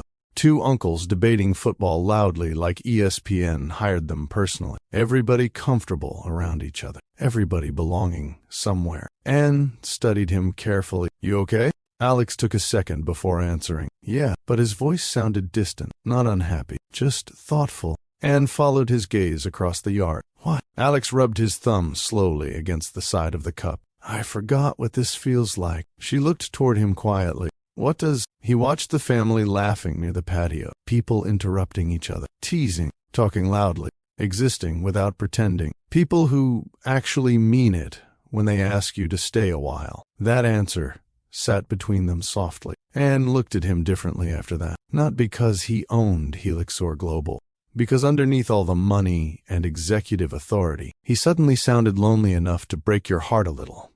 If you listen to the first real argument Alex had with the Helixor Global Board happened 4 days after the interview. Not loud, not dramatic. Honestly, that made it worse. The boardroom, overlooking downtown Houston, stayed painfully polite, while Alex sat near the far end of the table listening to executives explain why employee layoffs were operationally necessary. Nobody used the word greed. Corporations rarely did. They preferred phrases like restructuring, optimization, resource balancing. Expensive language designed to make ugly decisions sound intelligent. Daniel Mercer stood near the presentation screen explaining projected labor reductions, while several board members nodded carefully. "Modernization requires difficult transitions," Daniel said smoothly. Alex looked down at the financial report in front of him. 32 experienced employees removed from operations review, 12 from logistics coordination, 7 nearing retirement age, all replaced with outsourced systems contracts. What exactly became more efficient? Alex asked quietly. Daniel paused. The restructuring reduced annual overhead. That wasn't my question. Nobody moved. Alex flipped another page calmly. Delivery delays increased. No response. Regional complaints increased. Still nothing. Employee retention dropped. Daniel folded his hands behind his back. These changes positioned the company for future growth. Alex finally looked up. My father used to say, corporations start dying the second executives confuse fear with discipline. The room became still, because everybody there knew exactly who built Helixor Global, and nobody liked being compared to him. One older board member adjusted his glasses carefully. Your father operated in a different business climate. Alex leaned back slightly. No. He operated around human beings.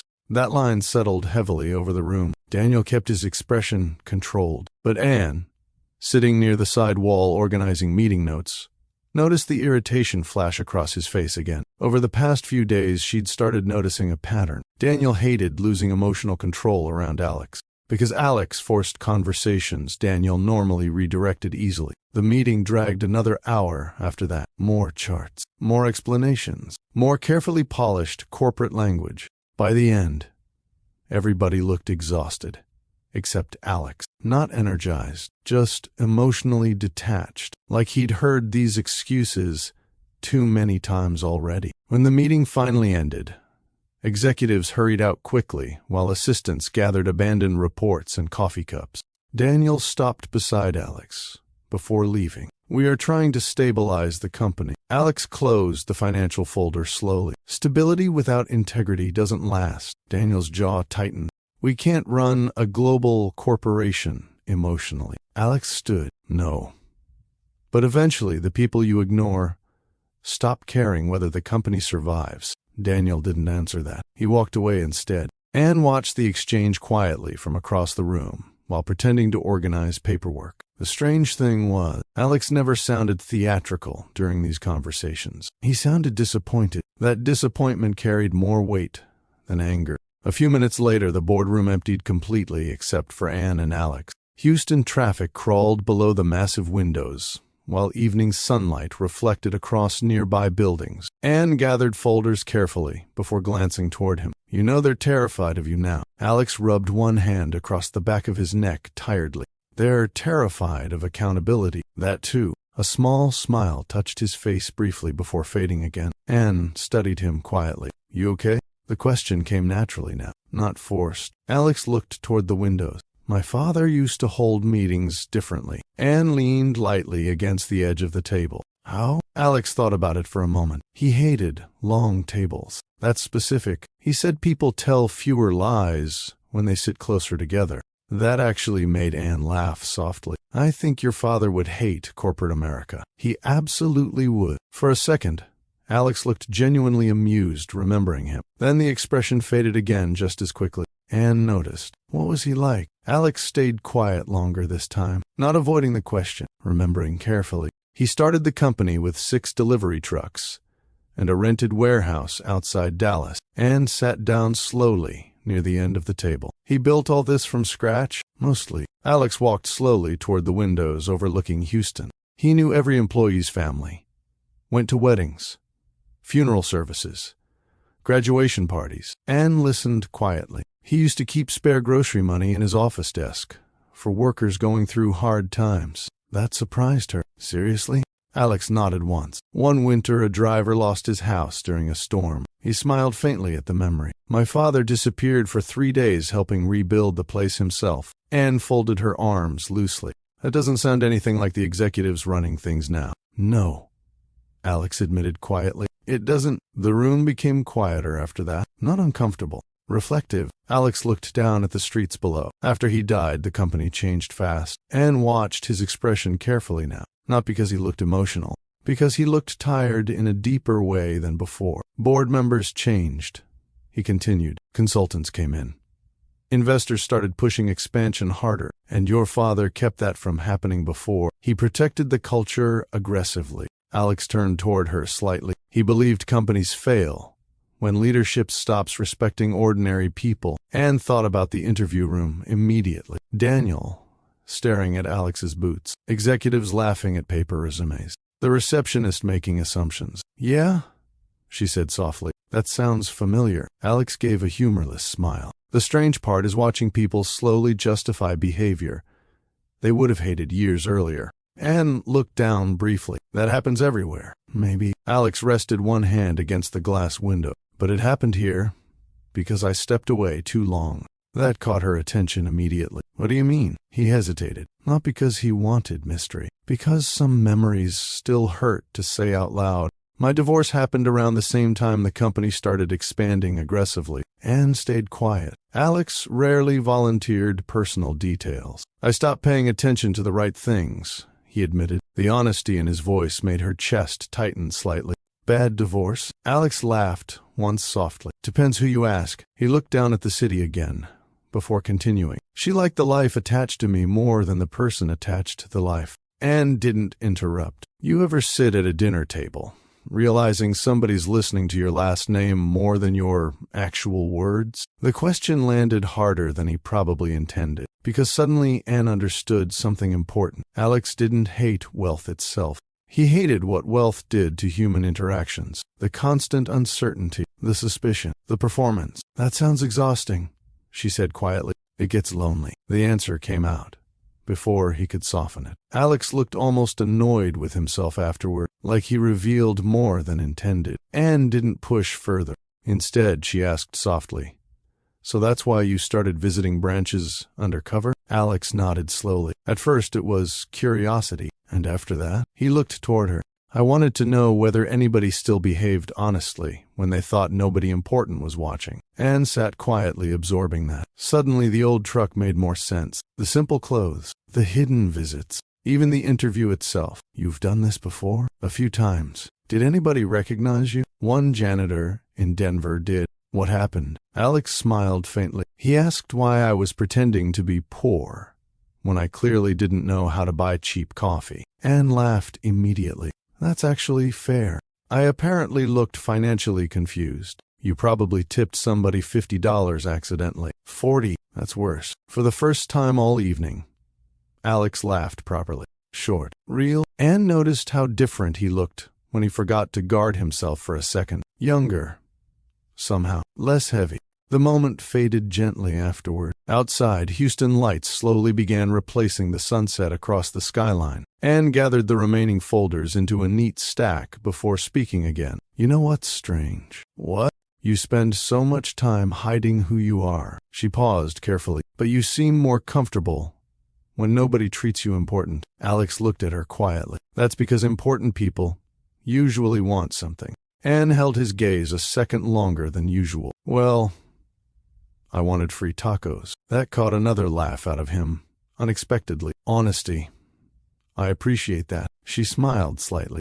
Then the mood softened again naturally. No dramatic music moment. No forced romance. Just two tired people sitting inside an empty boardroom after hours, while Houston glowed outside the windows. Alex finally picked up his jacket from the chair. My father would have liked you. Anne blinked once. That's a dangerous compliment. It's true. Why? Alex answered without hesitation this time. Because you treat people the same before and after finding out who they are. The room became quiet after that, but unlike the silences inside corporate meetings, this one felt warm. The first time Anne realized something inside Helix or Global might be worse than arrogance happened on a Thursday night after most employees had already gone home. The executive floor looked different after dark, quieter, less polished, without the constant movement of assistants, meetings, and forced corporate smiles. The building almost felt honest for the first time.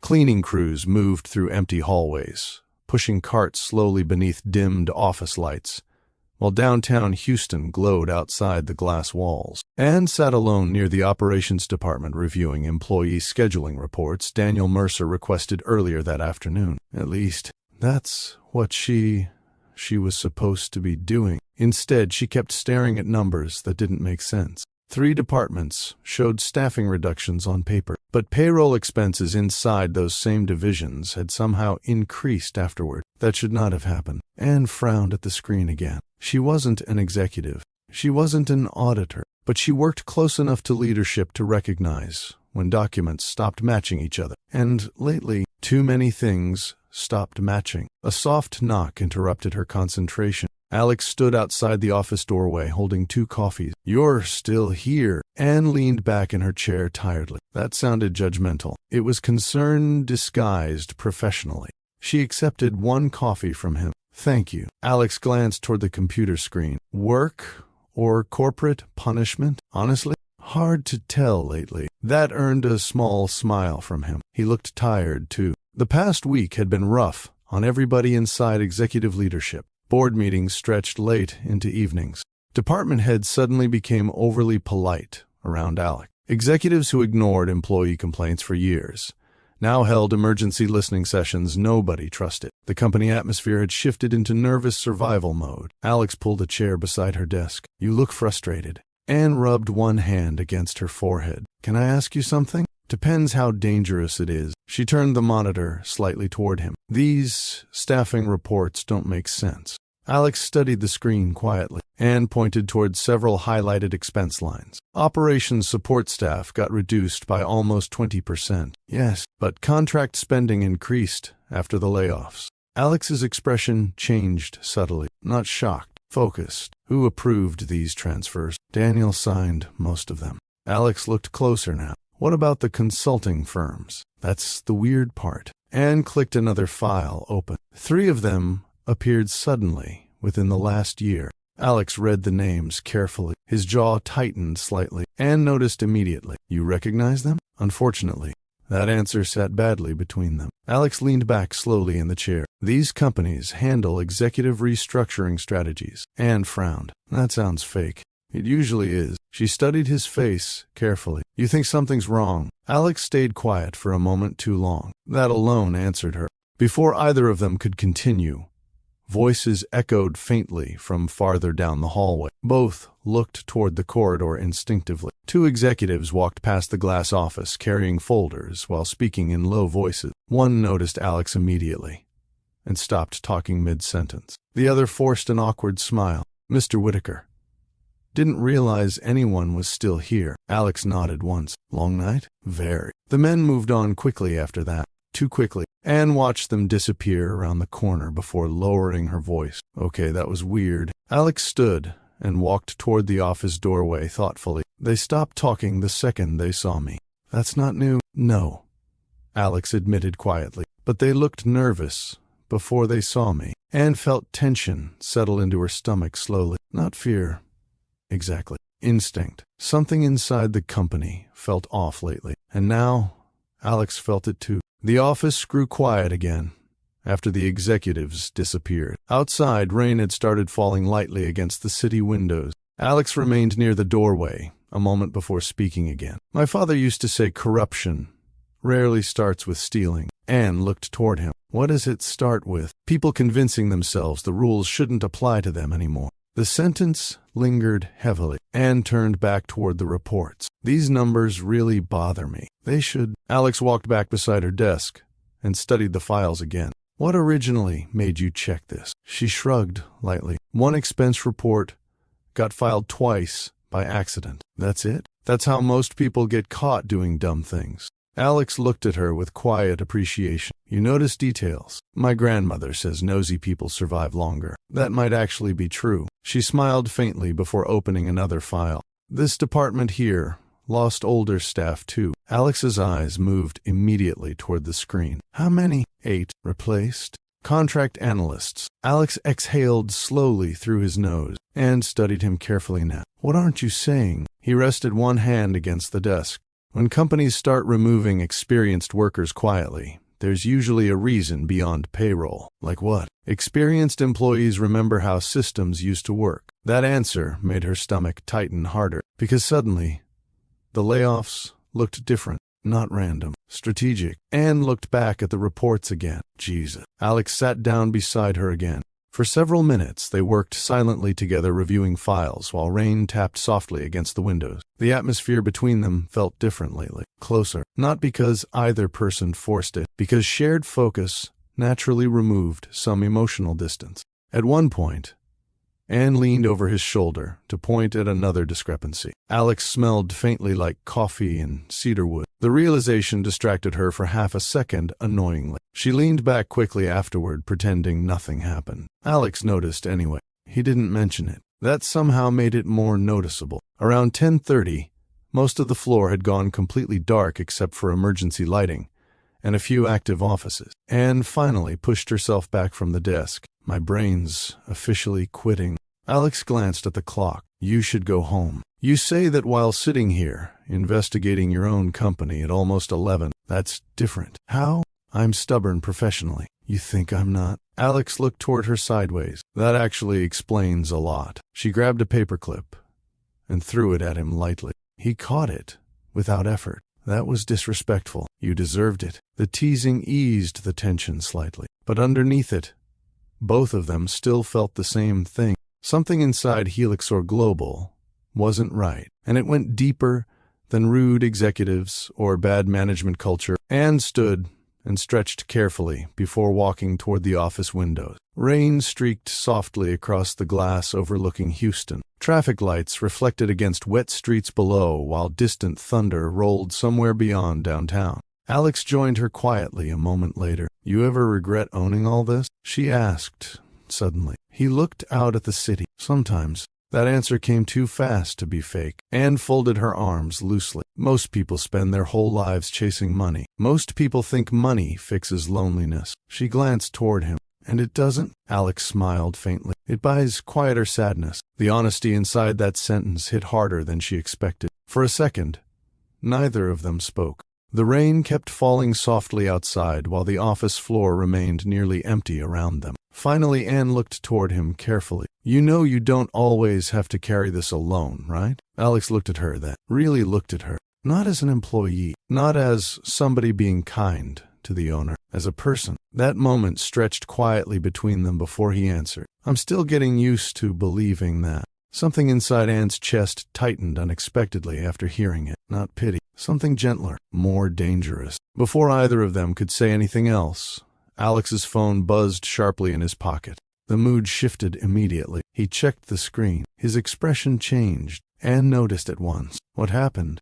Alex looked back toward the reports on the desk, then toward the dark hallway outside the office. Finally, he said quietly, "I think somebody already knows we're asking questions." Alex didn't answer Anne immediately after the phone buzzed. He simply stared at the screen for several long seconds, while rain continued sliding down the office windows behind them. Anne watched his expression carefully. What happened? Alex locked the phone without replying to the message. That was one of the board members. Her stomach tightened slightly.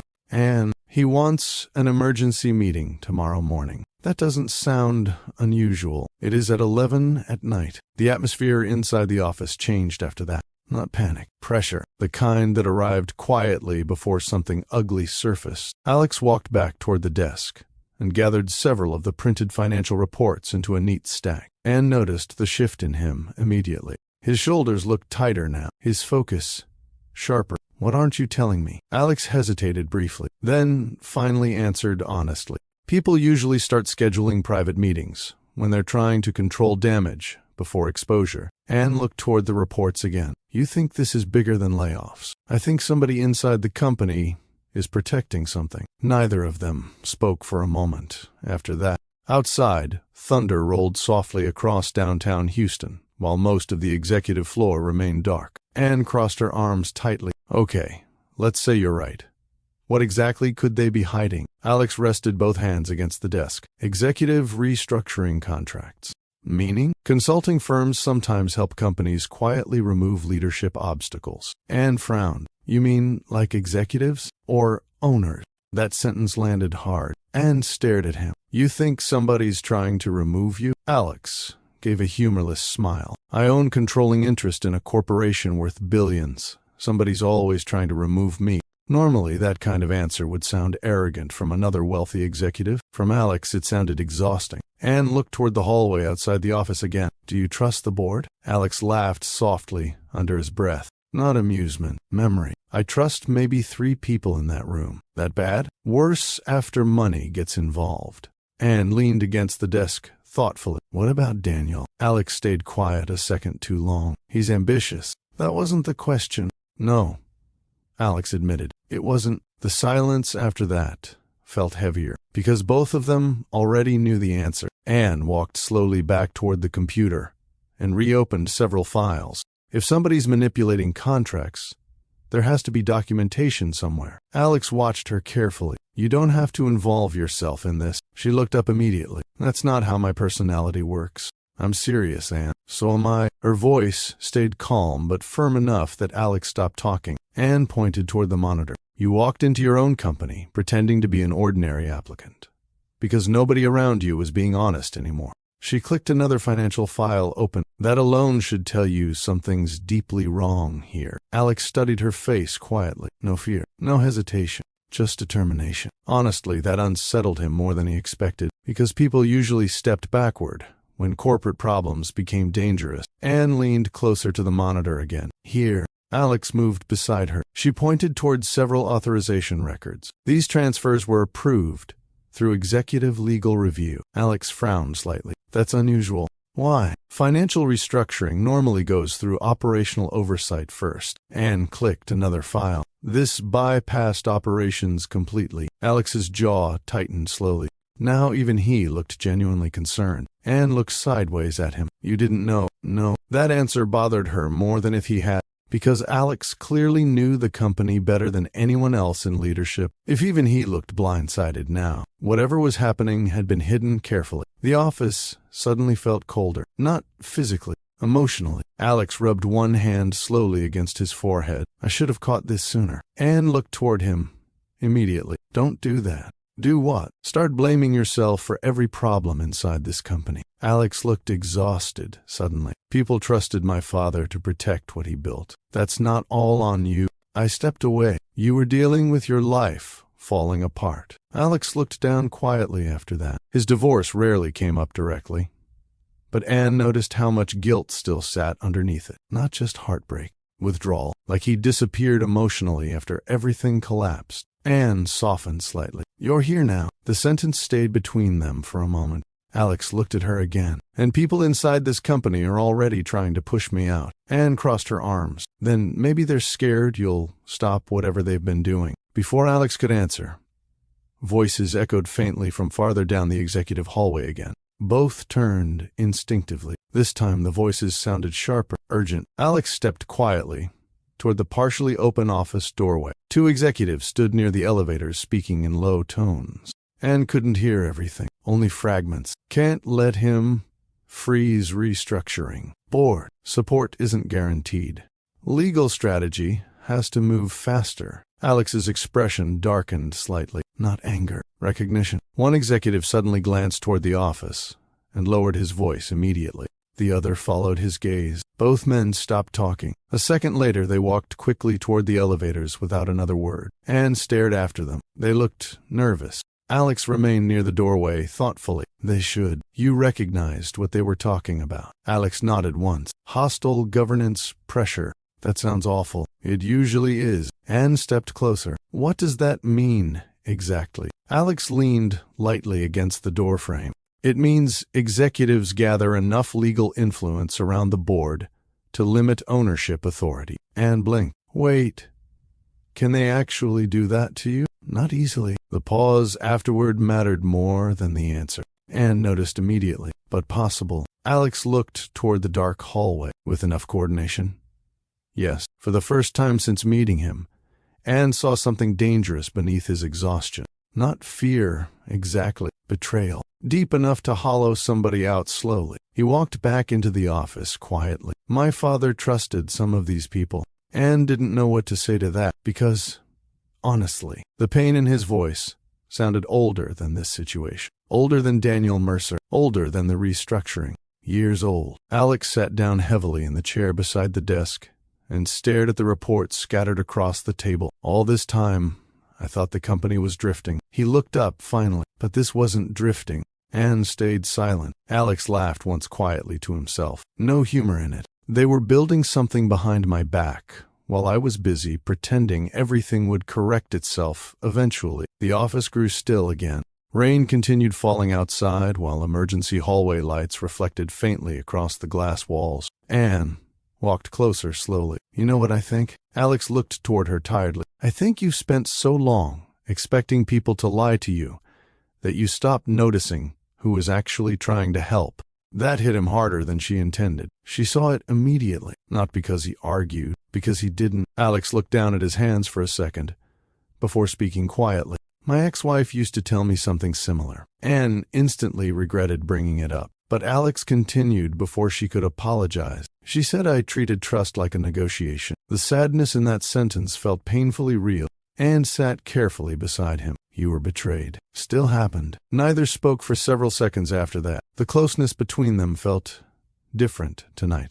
Not romantic in some dramatic movie way. Safer. Two exhausted people sitting inside a half-empty corporate building trying to understand how things became this broken. Anne finally looked toward him carefully. So what happens now? Alex exhaled slowly. Tomorrow I find out how deep this goes, and if the board's involved. His expression hardened slightly. Then we deal with it. Anne studied him quietly. Even exhausted, Alex still carried that steady restraint she noticed from the first day. Not because he lacked emotion, because he controlled it carefully. Probably too carefully. Her eyes drifted toward the rain outside the windows. You know what's weird? What? The richest man I've ever met somehow looks more comfortable eating tacos at folding tables than sitting in executive meetings. That finally pulled a real smile from him again. Small, but genuine. Executive meetings usually come with hidden agendas. Anne looked at him softly after that. No, she said. Not everybody around you has one. Something vulnerable crossed Alex's face briefly. Quick enough most people would miss it. Anne didn't. He looked toward the dark office windows quietly before admitting, I stopped knowing who was real a long time ago. Helixor Global stopped feeling like a corporation and started feeling like a pressure cooker. The change happened gradually, over 2 weeks. Nobody announced it openly, but people inside the company could feel it. Executives started closing office doors during conversations. Assistants lowered their voices near elevators. Managers suddenly became careful about what they sent through email. Employees who normally stayed quiet during meetings began watching leadership differently now, like they finally realized somebody powerful was listening for the first time. And the leadership team hated that feeling. Alex stood near the operations floor windows one morning, watching employees move through the building below, while holding a folder full of internal testimony reports. 3 departments had now submitted formal complaints regarding forced layoffs and manipulated performance reviews. 2 former supervisors claimed executives pressured them to remove older workers regardless of performance. One logistics coordinator admitted he was instructed to rewrite staffing reports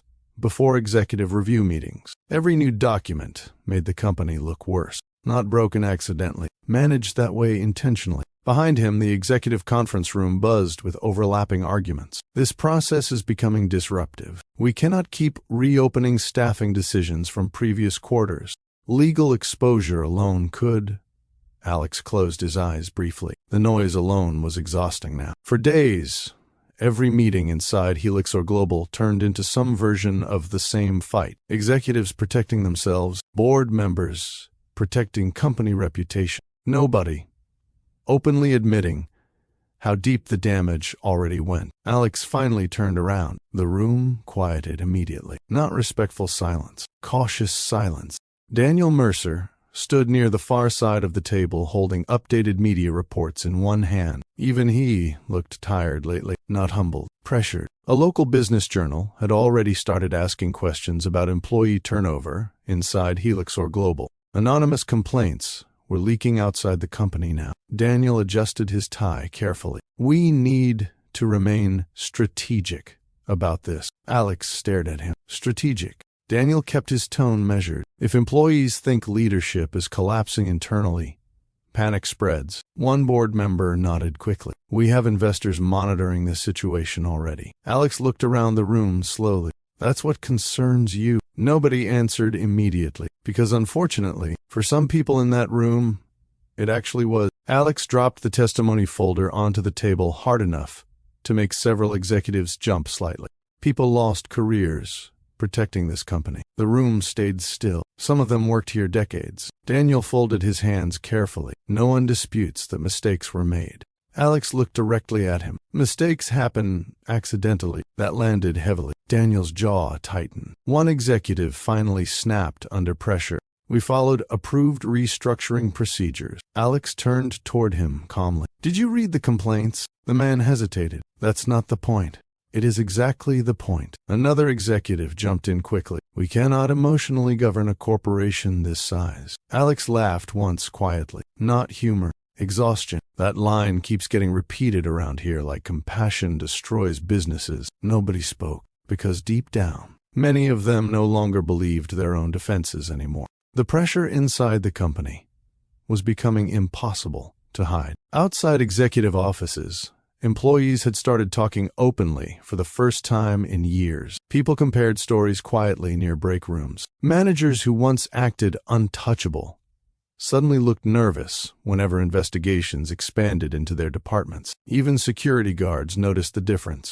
Carl stopped Alex near the lobby elevators one afternoon while executives rushed around upstairs preparing emergency reports. You got folks sweating bullets up there. Alex rubbed tired eyes. Feels like everybody's sweating lately. Carl lowered his voice slightly. People finally speaking up, though. Alex looked toward him carefully. Carl shrugged. A lot of workers thought nobody cared before. That stayed with Alex longer than he expected, because despite all the meetings, reports, and investigations, the company's biggest problem was simpler than corruption. People stopped believing leadership cared whether they suffered. Upstairs, Anne noticed the change too. The executive floor felt emotionally unstable now. Some executives became overly polite around Alex. Others avoided him entirely. A few quietly started turning against each other, trying to avoid blame before investigations finished. One vice president suddenly claimed Daniel Mercer approved every staffing reduction personally. Another insisted operational consultants manipulated reports independently.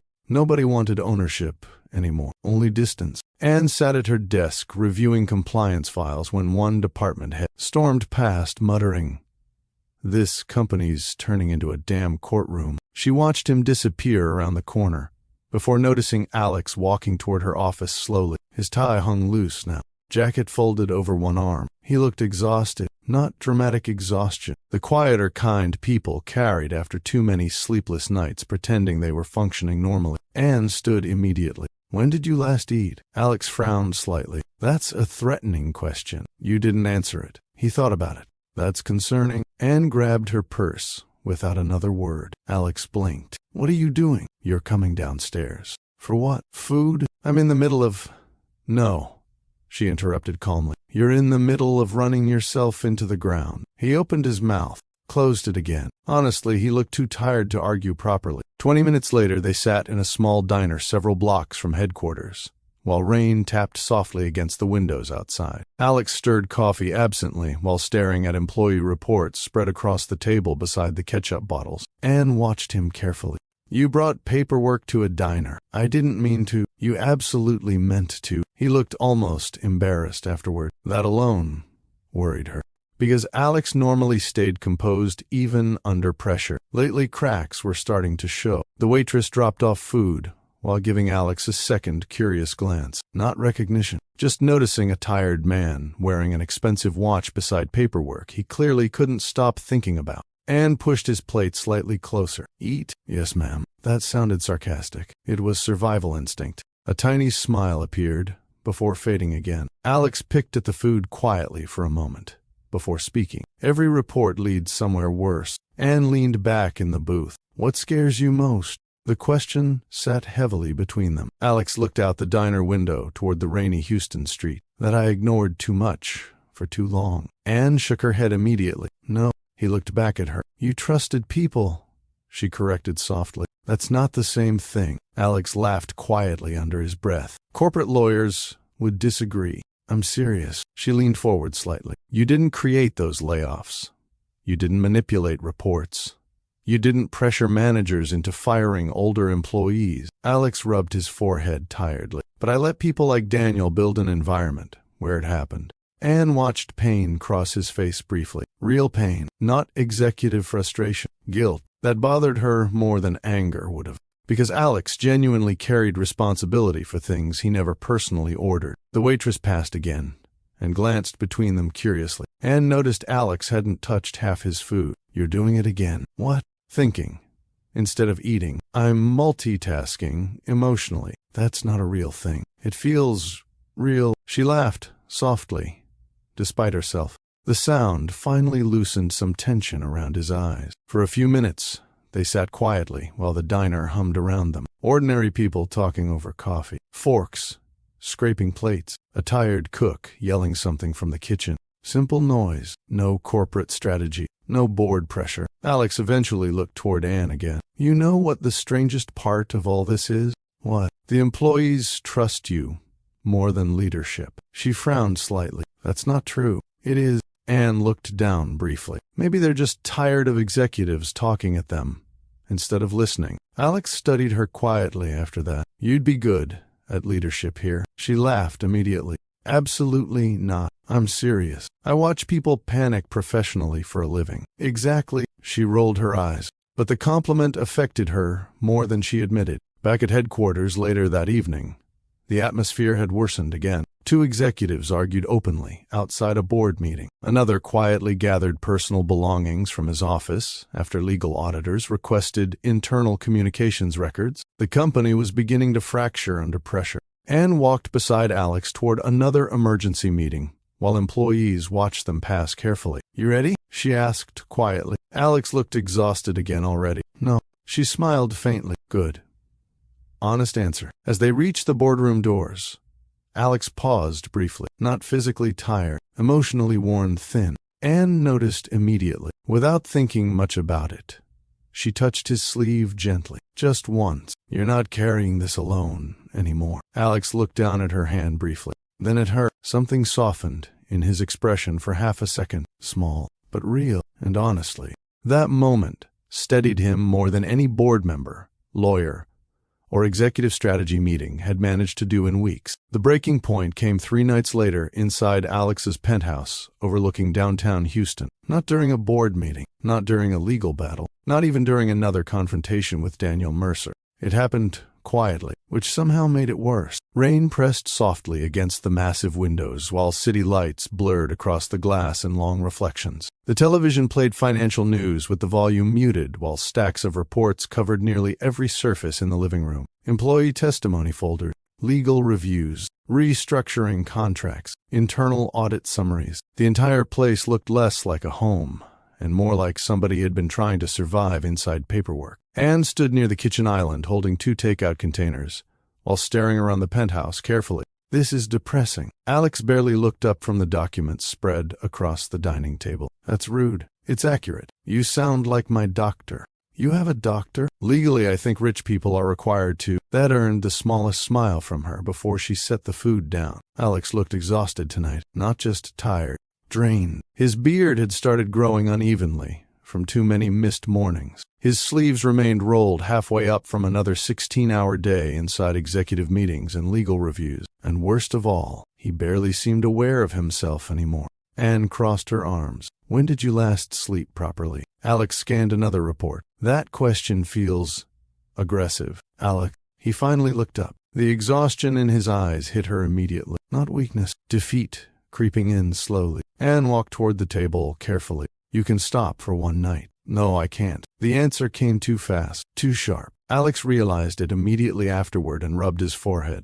Sorry. Anne softened slightly. I know. The silence that followed felt heavier than usual. Outside, thunder rolled faintly across Houston while headlights moved below the tower in slow streams of light. Alex leaned back in the chair finally. I spent years thinking the company just lost direction and stayed quiet. Turns out people were carving pieces out of it, while I kept convincing myself things would improve eventually. You didn't know. I should have. The frustration in his voice sounded aimed inward now, not at Daniel, not at the board, himself. Anne pulled out the chair across from him and sat down slowly. You're doing it again. What? Punishing yourself for things other people chose to do. Alex laughed quietly. No humor in it. That's convenient logic when you own the company. You didn't tell people to manipulate layoffs. I hired the executives who did. The room became still after that, because honestly, she understood why he felt responsible. Alex looked toward the city windows again. My father built Helixor around trust. Anne listened carefully. He used to tell employees this company should feel like a place people could build a life. He swallowed once. Now half the staff looks scared to speak above a whisper. The pain behind that sentence sat deep, years deep. Anne looked around the penthouse again. Expensive furniture, perfect skyline views, absolute loneliness. You know what I think? She asked softly. Alex looked tired enough not to argue. I think you've been trying to fix this company alone for so long that you forgot what normal support feels like. Alex stared at her quietly. You really don't scare easily, do you? That depends. On what? If we're talking emotional honesty or horror movies. That finally pulled a real laugh from him. Brief, still enough to loosen something heavy in the room. Anne opened one of the takeout containers and pushed it toward him. Eat before your board meeting tomorrow. I'm not hungry. That's unfortunate because I bought extra fries. He looked at the food, then at her. You weaponized fries against emotional collapse. Yes, that's manipulative. Eat. Alex shook his head slightly before finally taking a bite, the smallest victory. Still a victory. For several minutes, neither of them spoke much. The city hummed quietly outside, while muted television anchors discussed stock markets. Nobody inside the penthouse cared about right now. Eventually, Alex spoke again. You know what the worst part of wealth is? Anne leaned back slightly. People assume the answer is taxes. He smiled faintly. The worst part is never fully knowing if people see you or the access attached to you. The sentence felt painfully honest. Anne watched him carefully now. Alex rubbed both hands slowly across his face. I got tired of wondering if people only saw the money. There it was. Not executive frustration, not corporate pressure. The real wound underneath everything. Anne's chest tightened quietly after hearing it, because suddenly, every hidden visit, every disguise, every old truck, Every fake interview made emotional sense all at once. Alex wasn't testing people for entertainment. He was looking for proof human connection still existed without status attached to it. Anne leaned forward slightly. Then, stop hiding from the people who don't. The room became very still, not tense, important. Alex looked directly at her after that, really looked at her, and for a second, the exhaustion around him seemed to crack open emotionally. Nobody had answered him that honestly in a long time. No polished reassurance, no motivational speech, just truth. Anne held his gaze calmly. You keep waiting for betrayal before trusting anybody. Alex looked down briefly. Experience taught me that, and now it's exhausting you. He didn't answer, because she was right. The rain outside grew heavier, while distant lightning flashed across the skyline. Anne softened her voice slightly. You know why my family liked you. Alex leaned back, quietly. They enjoyed laughing at me, that too. A small smile touched his mouth. But seriously, she continued, they liked you because you listened. He looked surprised by that. Anne shrugged lightly. You sat with my uncles, talking about trucks for almost an hour. One of them threatened me over football. He threatens everybody over football. Alex laughed softly again. Anne continued. You treated everybody there like they mattered. The sentence hit him harder than she expected. Because somewhere over the years, Alex had stopped believing people noticed those things anymore. He looked toward the city again. My ex-wife used to hate those cookouts. Anne frowned slightly. Why? She thought ordinary life looked messy. Anne stared at him. That might be the saddest sentence I've heard all year. It should have been a warning sign. The honesty between them had become effortless now. No performance. No careful emotional distance. Just two tired people talking late at night, while the storm moved across Houston, outside. Anne finally stood and walked toward the massive windows. The skyline reflected softly across the glass, while thunder rolled again, somewhere beyond downtown. Alex joined her a moment later. For several seconds, they simply stood beside each other quietly, close, comfortable, not needing to fill every silence. Anne glanced sideways at him, eventually. You know something? What? You look less lonely outside corporate buildings. Alex looked down at the streets below. That's because people outside corporate buildings usually say what they mean. Anne studied him carefully. And you? He looked toward her slowly. I'm trying to... Something shifted between them after that. Not dramatic, not rushed, just real. Alex reached for her hand carefully like somebody still uncertain whether he deserved comfort after carrying too much alone for too long.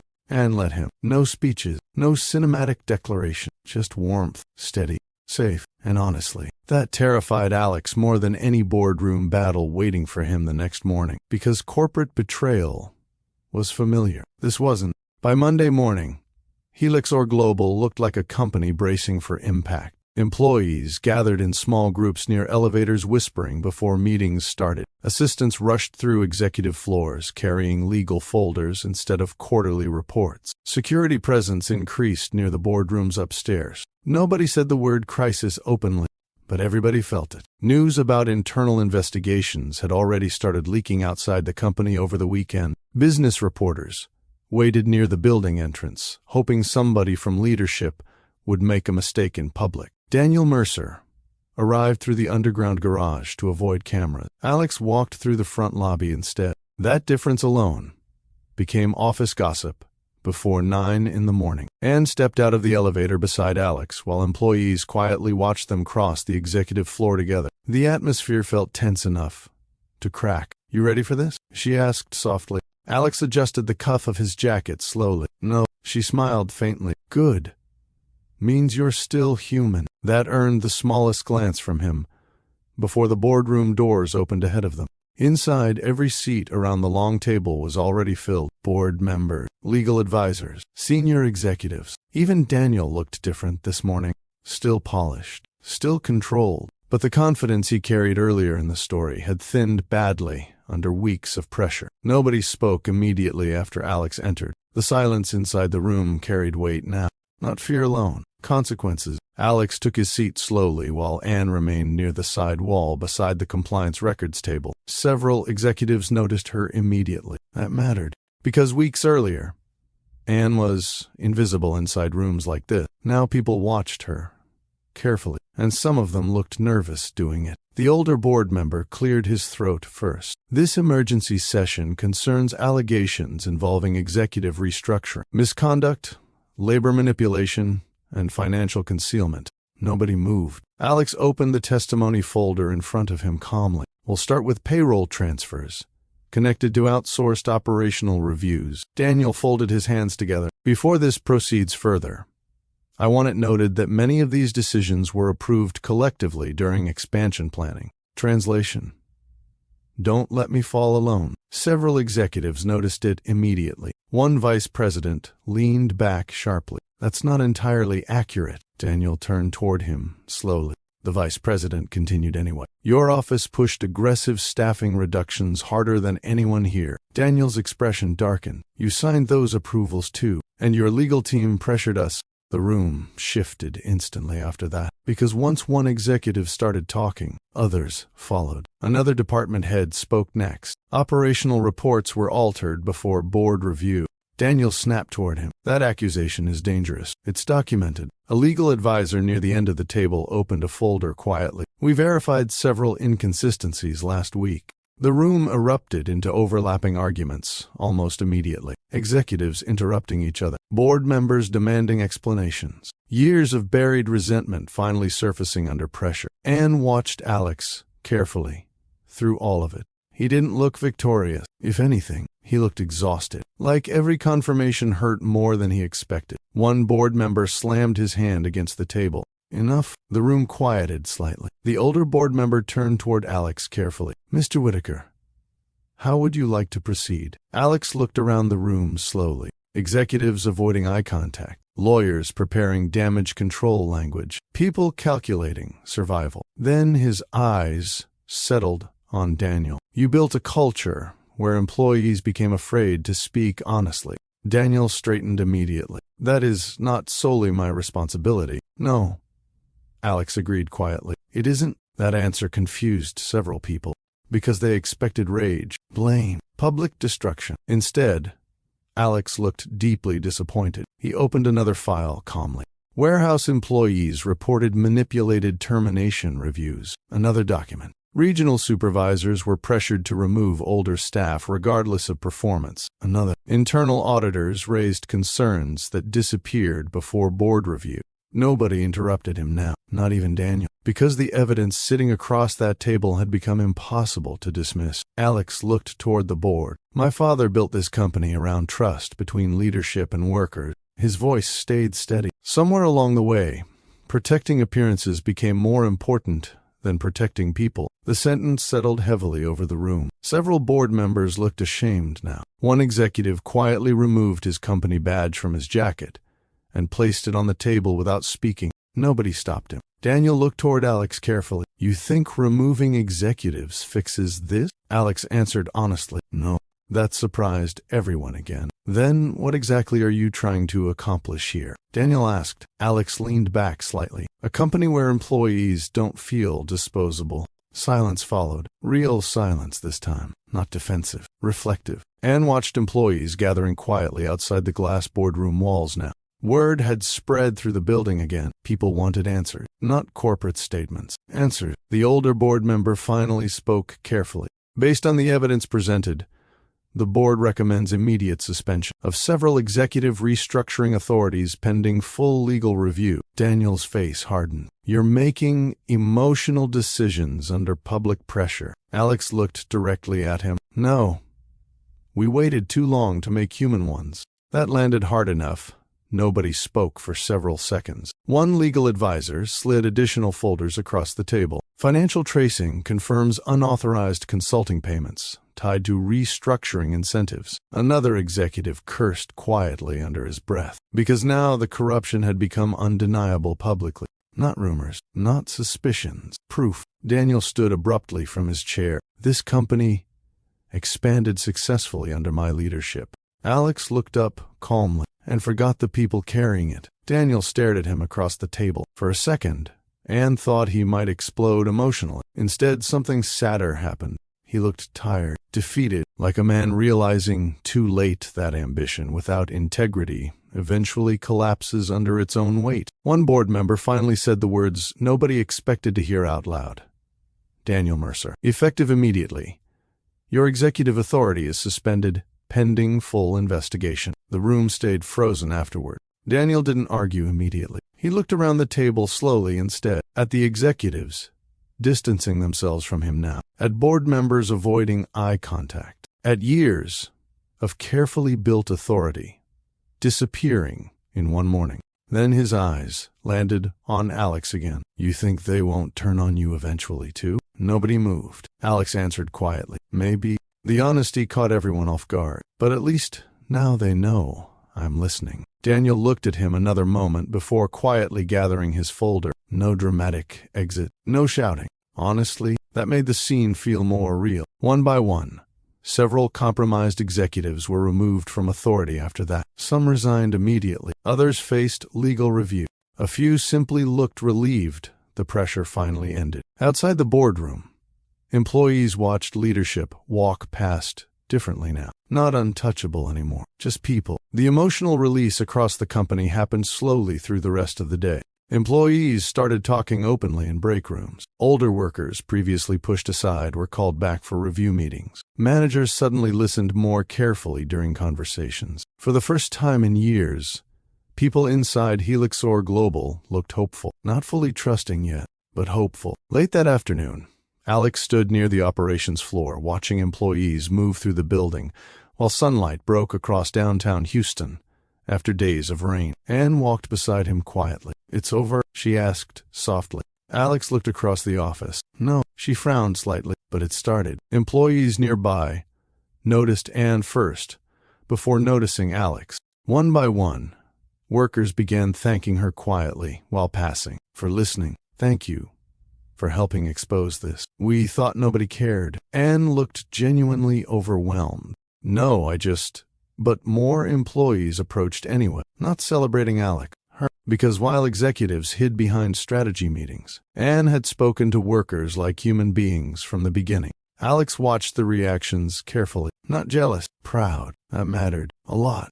Eventually, one warehouse supervisor shook Anne's hand firmly before walking away. You gave people courage. After he left, Anne looked stunned. I didn't do this. Alex leaned lightly beside her near the windows. Yes, he said softly. You did. And honestly, that meant more to her than any executive title ever could. 3 months after the emergency board meeting, Helixor Global finally started feeling different. Not perfect. Different. The fear that once sat heavily across the executive floors had begun fading, little by little. Employees spoke more openly during meetings now. Managers actually stayed long enough to hear concerns, instead of rushing toward the next presentation. Even the building sounded different, less tense, less careful. One morning, Alex stood near the lobby entrance watching employees arrive, while construction crews replaced the massive framed executive portraits lining the walls. The older photographs were returning.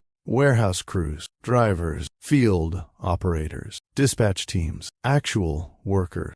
Not just executives in expensive suits pretending they built the company alone. Carl walked past carrying coffee and stopped beside him. About time they took those giant CEO pictures down. Alex looked toward the wall. One of them made me uncomfortable, too. Carl snorted. You literally owned the company. Exactly. That earned a laugh from the security guard before he headed toward the elevators. Moments like that still felt strange to Alex.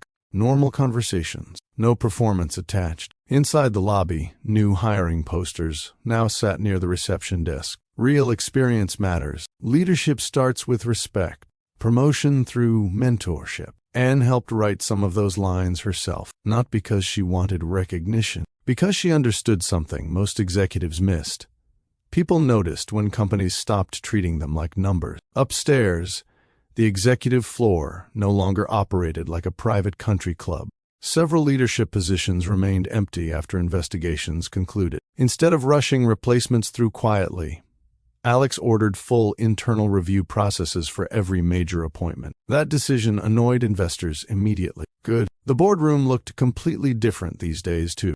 The long polished table remained, but employees now attended operational review meetings regularly. Warehouse supervisors, regional coordinators, field logistics staff, people leadership ignored for years, suddenly had seats inside conversations shaping the company. Some executives hated it. Alex noticed every single one. A regional finance director interrupted an operations supervisor during one meeting and immediately regretted it. The room became quiet. The supervisor lowered his eyes automatically, like he expected punishment for speaking. Old habits. Fear took time to leave people. Alex leaned back slowly in his chair. Let him finish. The finance director straightened immediately. Of course. The supervisor looked surprised, then cautious, then slowly continued talking. Anne watched the entire exchange from across the room while reviewing employee development reports.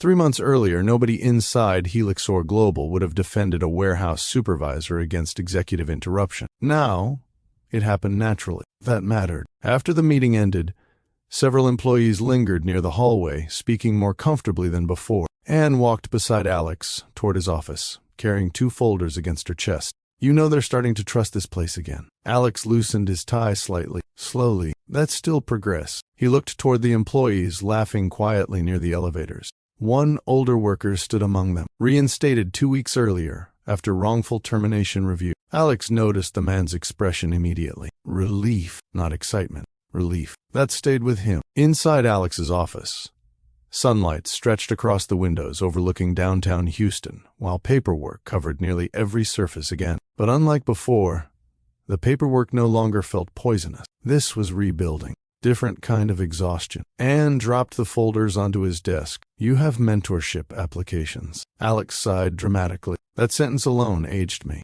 You approved the mentorship program. I know. Past Alex made reckless decisions. Anne sat in the chair across from him, smiling slightly. You're becoming less grumpy. That accusation feels personal.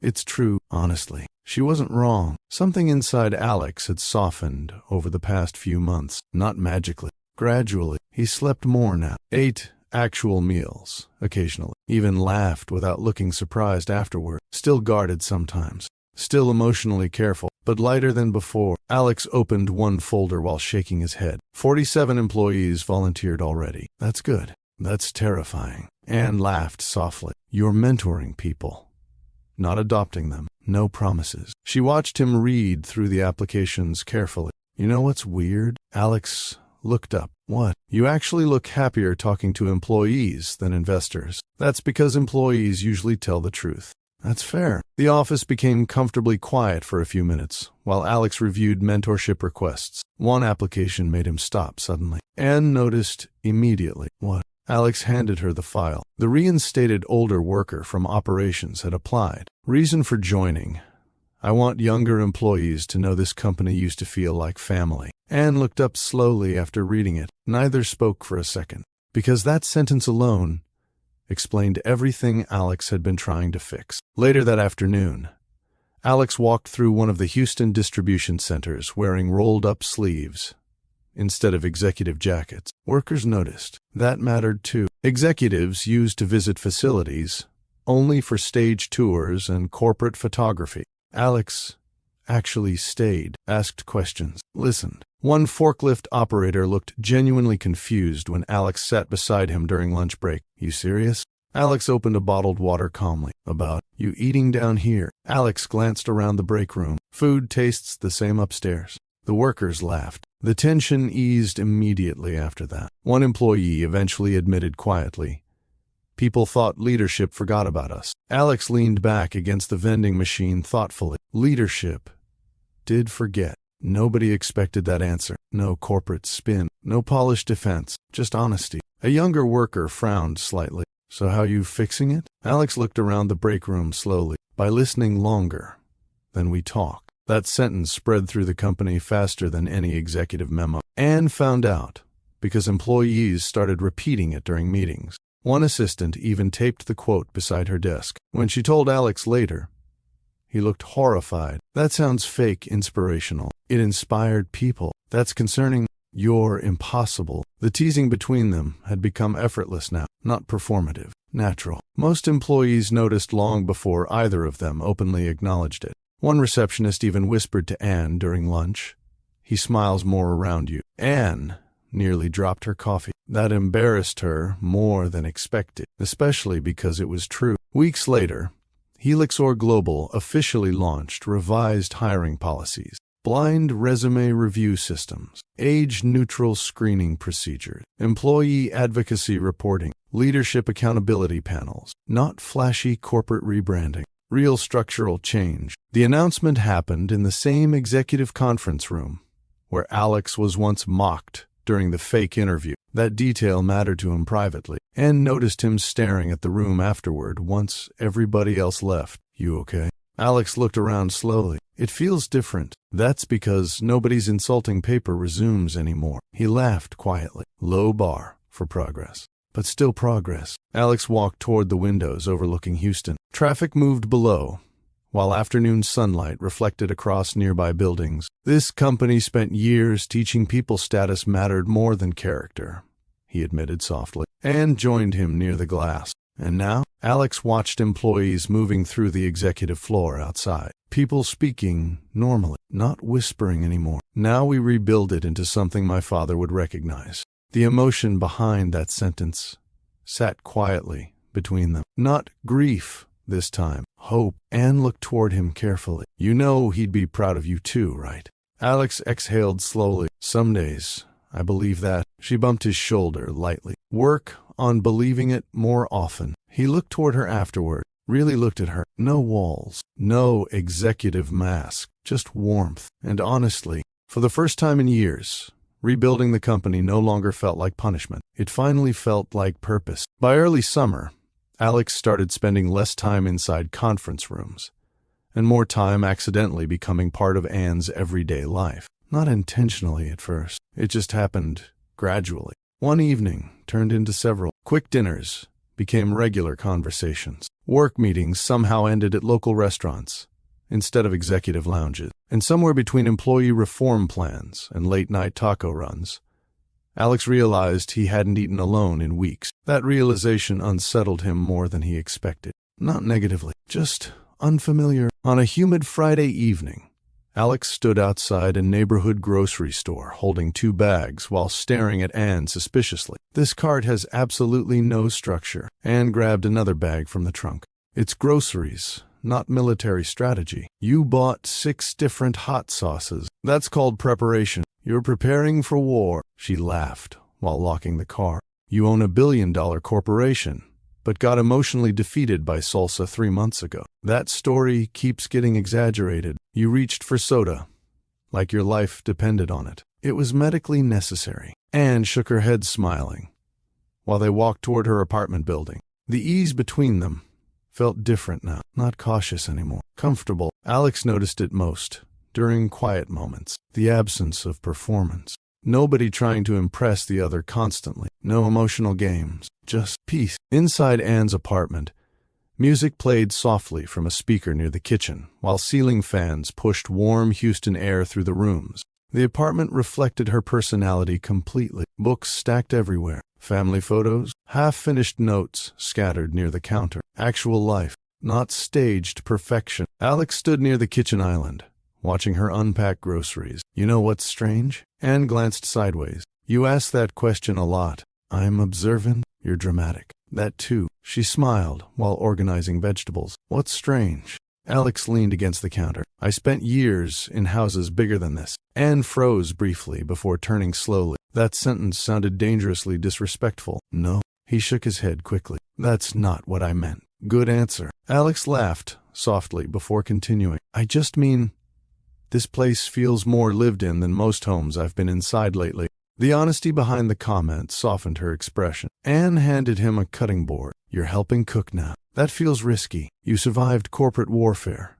You'll survive onions." Debatable. For the next 30 minutes they cooked badly together while arguing about seasoning amounts. Alex chopped vegetables too carefully. Anne accused him of preparing ingredients like legal documents. At one point he reached for the wrong spice container and immediately regretted it. Anne nearly collapsed laughing, watching him cough dramatically near the sink. "Oh my God. That powder attacked me personally. It's cayenne pepper. It's violence." "You are unbelievably suburban. That accusation hurt. The laughter settled naturally around them afterward, not forced, not temporary distraction. Real happiness. The kind Alex honestly forgot people could build quietly over time. Later, they ate dinner on the small apartment balcony overlooking the street, while Houston traffic hummed below beneath fading sunlight. No luxury restaurant, no expensive wine, paper plates, cold drinks, comfortable silence. Alex leaned back in the chair, watching people walk dogs below, while music drifted faintly from another apartment nearby. You know, he admitted quietly, I used to think peace would feel bigger. Anne looked toward him. What do you mean? I thought happiness would arrive dramatically. She smiled faintly. Instead, you're eating grilled chicken off paper plates with alarming amounts of hot sauce. That's personal growth. Alex laughed softly. Then the conversation grew quieter, naturally, more reflective. Anne rested one elbow against the table. You really spent that many years alone? Alex looked toward the street below. Not physically. That answer hurt differently. Anne understood immediately. You mean emotionally? He nodded once. After my divorce, I stopped trusting normal interactions. He rubbed his thumb slowly against the side of his cup. Every conversation started feeling transactional. Anne listened quietly. People either wanted access, money, influence. He exhaled softly. Or they wanted the version of me attached to the company.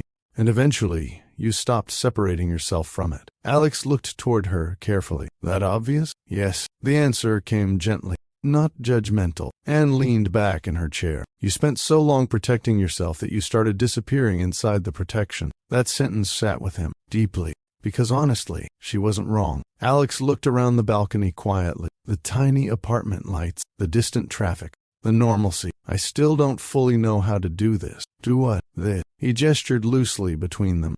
Regular life. Anne smiled softly. Well, first, stop saying things like regular life, like you're visiting Earth temporarily. That's fair. You also dramatically overthink everything. I own a corporation.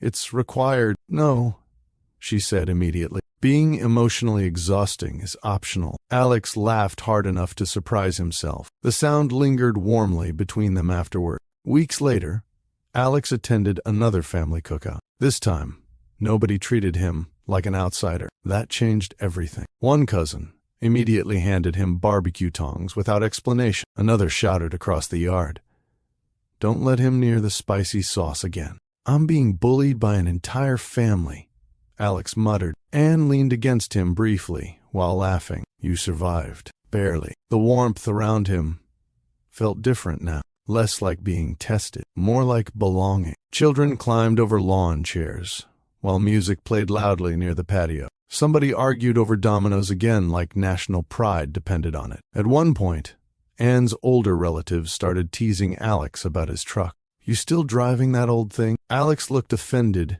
immediately. That truck has character. That truck got asthma. It's dependable. It sounded like it'd pray before starting. Anne nearly spilled her drink laughing. Alex pointed toward her dramatically. No support whatsoever. You're losing this argument badly. Even the humor felt healing now. Not because jokes solved loneliness, because comfort had returned slowly without Alex realizing it. Later that evening, after most of the family moved toward the domino tables, Alex sat quietly near the back steps while watching the gathering. Anne walked over carrying 2 drinks before sitting beside him. You disappeared. I was observing. That sounds suspicious. Alex smiled faintly while accepting the drink. The backyard glowed softly beneath hanging lights, while barbecue smoke drifted through the warm air again. People laughed loudly near the grill. Somebody argued about music choices. A little girl ran across the yard holding sparklers while adults yelled at her to slow down. Chaos. Warm chaos.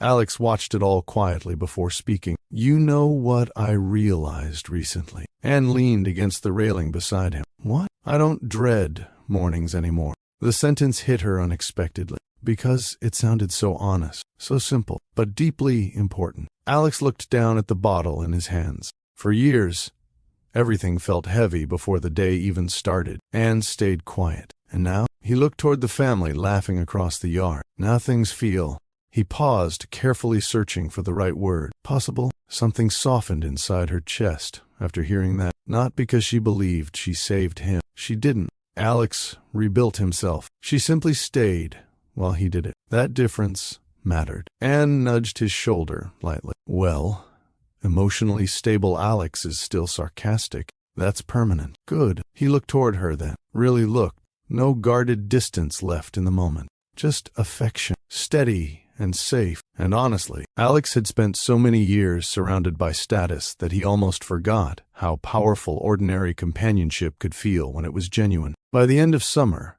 Helixor Global no longer felt like the same company Alex walked into disguised as an applicant months earlier. The difference showed up in small ways first. Employees laughed more openly in hallways. Managers stayed longer after meetings, instead of rushing away immediately. Warehouse staff started submitting ideas directly to leadership, without fear of retaliation. The mentorship program expanded faster than expected. Even employee turnover dropped for the first time in years. None of it happened magically. Rebuilding trust never did. But people noticed effort, and effort mattered, especially after years of feeling ignored. One Friday afternoon, Alex stood near the operations floor reviewing revised hiring proposals while employees moved through the office around him naturally. No stiff silence anymore. No terrified body language. Just people working. A younger employee approached carefully holding a folder. Mr. Whitaker? Alex looked up. The employee hesitated briefly. Just wanted to say, things feel different around here now. Alex studied him for a second, noticing the uncertainty behind the compliment. Like the employee still expected corporate politeness instead of honesty. That's the goal, Alex answered quietly. The employee nodded once before walking away. Anne stepped beside Alex moments later, carrying coffee. You're getting better at that. At what? Talking to people without sounding like a legal statement. That feels insulting. It's accurate. He accepted the coffee while looking toward the office floor. I still don't think they fully trust leadership yet. Anne leaned lightly against the nearby desk. They probably shouldn't. Alex glanced sideways at her. That sounded aggressive. That sounded realistic. She smiled slightly afterward, and honestly, that realism was part of why he trusted her. Anne never tried to comfort him dishonestly, never pretended problems disappeared overnight. She simply stayed truthful. That mattered more than perfection ever could. The office slowly emptied as evening approached, employees saying goodnight, cleaning crews beginning another shift, sunlight fading across the Houston skyline outside the windows. Alex loosened his tie slightly. You heading home? Anne looked at him suspiciously. That depends on whether your definition of relaxing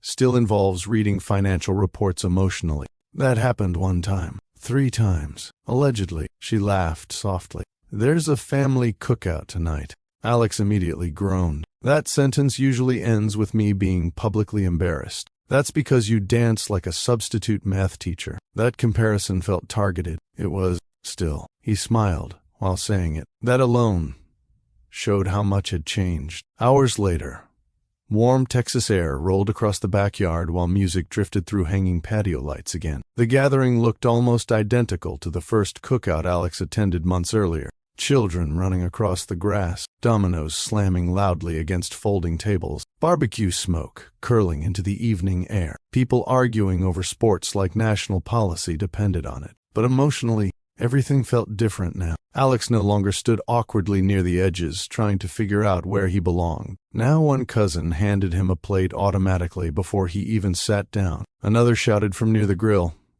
"Don't let rich man touch the sauce again." Alex pointed immediately. That joke's expired. No, it ain't. Anne laughed while leaning briefly against his shoulder. The contact happened naturally now. Neither of them overthought it anymore. An older relative waved Alex toward the domino table. You losing again tonight? I'm improving. That sounds like confidence from somebody about to get embarrassed. Within minutes, the entire table erupted into loud arguments again. You cheated. That's strategy. That's unemployment behavior. Alex laughed hard enough to lean back in his chair. The sound came easier these days, less guarded. Anne watched him from nearby while helping arrange food trays across the patio table. Honestly, he looked younger here, not physically, emotionally lighter, like years of tension had finally loosened from his shoulders. Little by little, one cousin leaned beside her quietly. He different now. Anne glanced toward Alex. Yeah, first time he came here, man looked like he expected somebody to rob him emotionally. She burst out laughing. That is a terrible description, but accurate. She looked toward Alex again afterward, and honestly, it was accurate. Back then, Alex studied kindness carefully like it might disappear if he trusted it too quickly. Now he relaxed into moments naturally. That change mattered more than any corporate victory. As the evening deepened, music shifted slower while conversations spread across the backyard in smaller groups. Some people danced near the patio. Others argued over dominoes under hanging lights. The smell of barbecue still lingered warmly through the air. Alex eventually stepped away from the crowd briefly, standing near the back fence with a cold drink in his hand while looking out across the yard. Anne joined him quietly. A moment later, you disappeared again. I was observing. You really love saying that. It makes standing around sound intentional. She smiled while leaning lightly against him. Neither spoke for a moment. The peaceful noise around them filled the silence comfortably. Children laughing, music drifting, people calling across the yard. Ordinary life. Alex watched the gathering carefully before speaking. You know what's strange? Anne laughed softly. There it is again. I'm serious this time. That's concerning. He smiled faintly before continuing. For years I thought success looked like bigger offices, bigger houses, bigger everything. Anne listened quietly. And now? Alex looked around the backyard. Plastic chairs, paper plates, domino arguments, barbecue smoke floating through warm Houston air. This feels richer than most rooms I spent the last 10 years inside. The honesty behind the sentence settled softly between them. Anne rested her head gently against his shoulder. You finally stopped measuring life the way executives do. Alex looked down toward her slightly. That sounds wise. I'm occasionally profound. Very occasionally. She nudged him lightly. You know what I mean. He did. For so long, Alex surrounded himself with polished spaces full of people performing success constantly. Luxury dinners, investor parties, corporate galas where everybody smiled too carefully. Nobody relaxed fully. Nobody trusted easily. Even conversations felt negotiated. But here, people interrupted each other loudly, laughed too hard, argued over dominoes, burned barbecue occasional. Nothing perfect. Everything real. One little girl suddenly ran across the yard before stopping directly in front of Alex again. Same child from months earlier. She looked up suspiciously. You still Anne's boyfriend? Alex nearly choked, laughing. Anne covered her face immediately. Oh my God. The little girl crossed her arms. Well? Alex looked toward Anne carefully. Anne stared back at him through embarrassed laughter. Finally, Alex answered, I'm trying to be.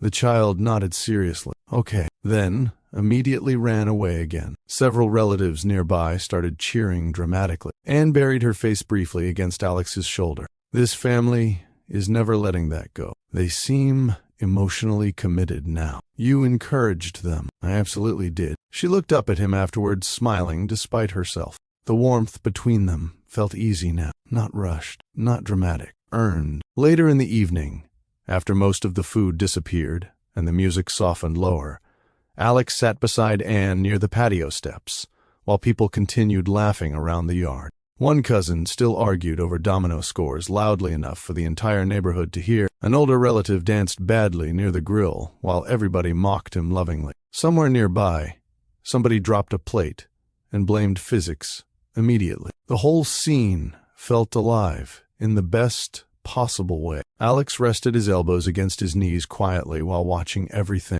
Anne studied him carefully. What? He smiled softly, without looking away from the yard. Nothing. That answer usually means something. Alex exhaled slowly. For the first time in a long time, he paused thoughtfully. I don't feel like I'm pretending to be okay anymore. The vulnerability inside that sentence hit gently, not painfully. Healing usually sounded quieter than people expected. Anne slipped her hand into his, naturally. No hesitation now. No uncertainty. Just closeness. Alex looked around the backyard one more time. The laughter, the music, the smoke drifting through warm Texas air, the beautiful mess of ordinary people enjoying each other honestly. And somewhere deep inside himself, he finally understood something his father tried to teach him years ago.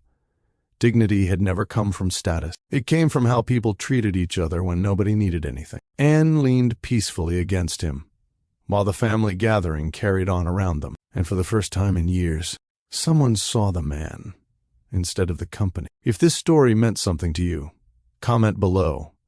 And if you believe kindness still matters in this world, don't forget to like, subscribe, and share this story with someone who needs the reminder.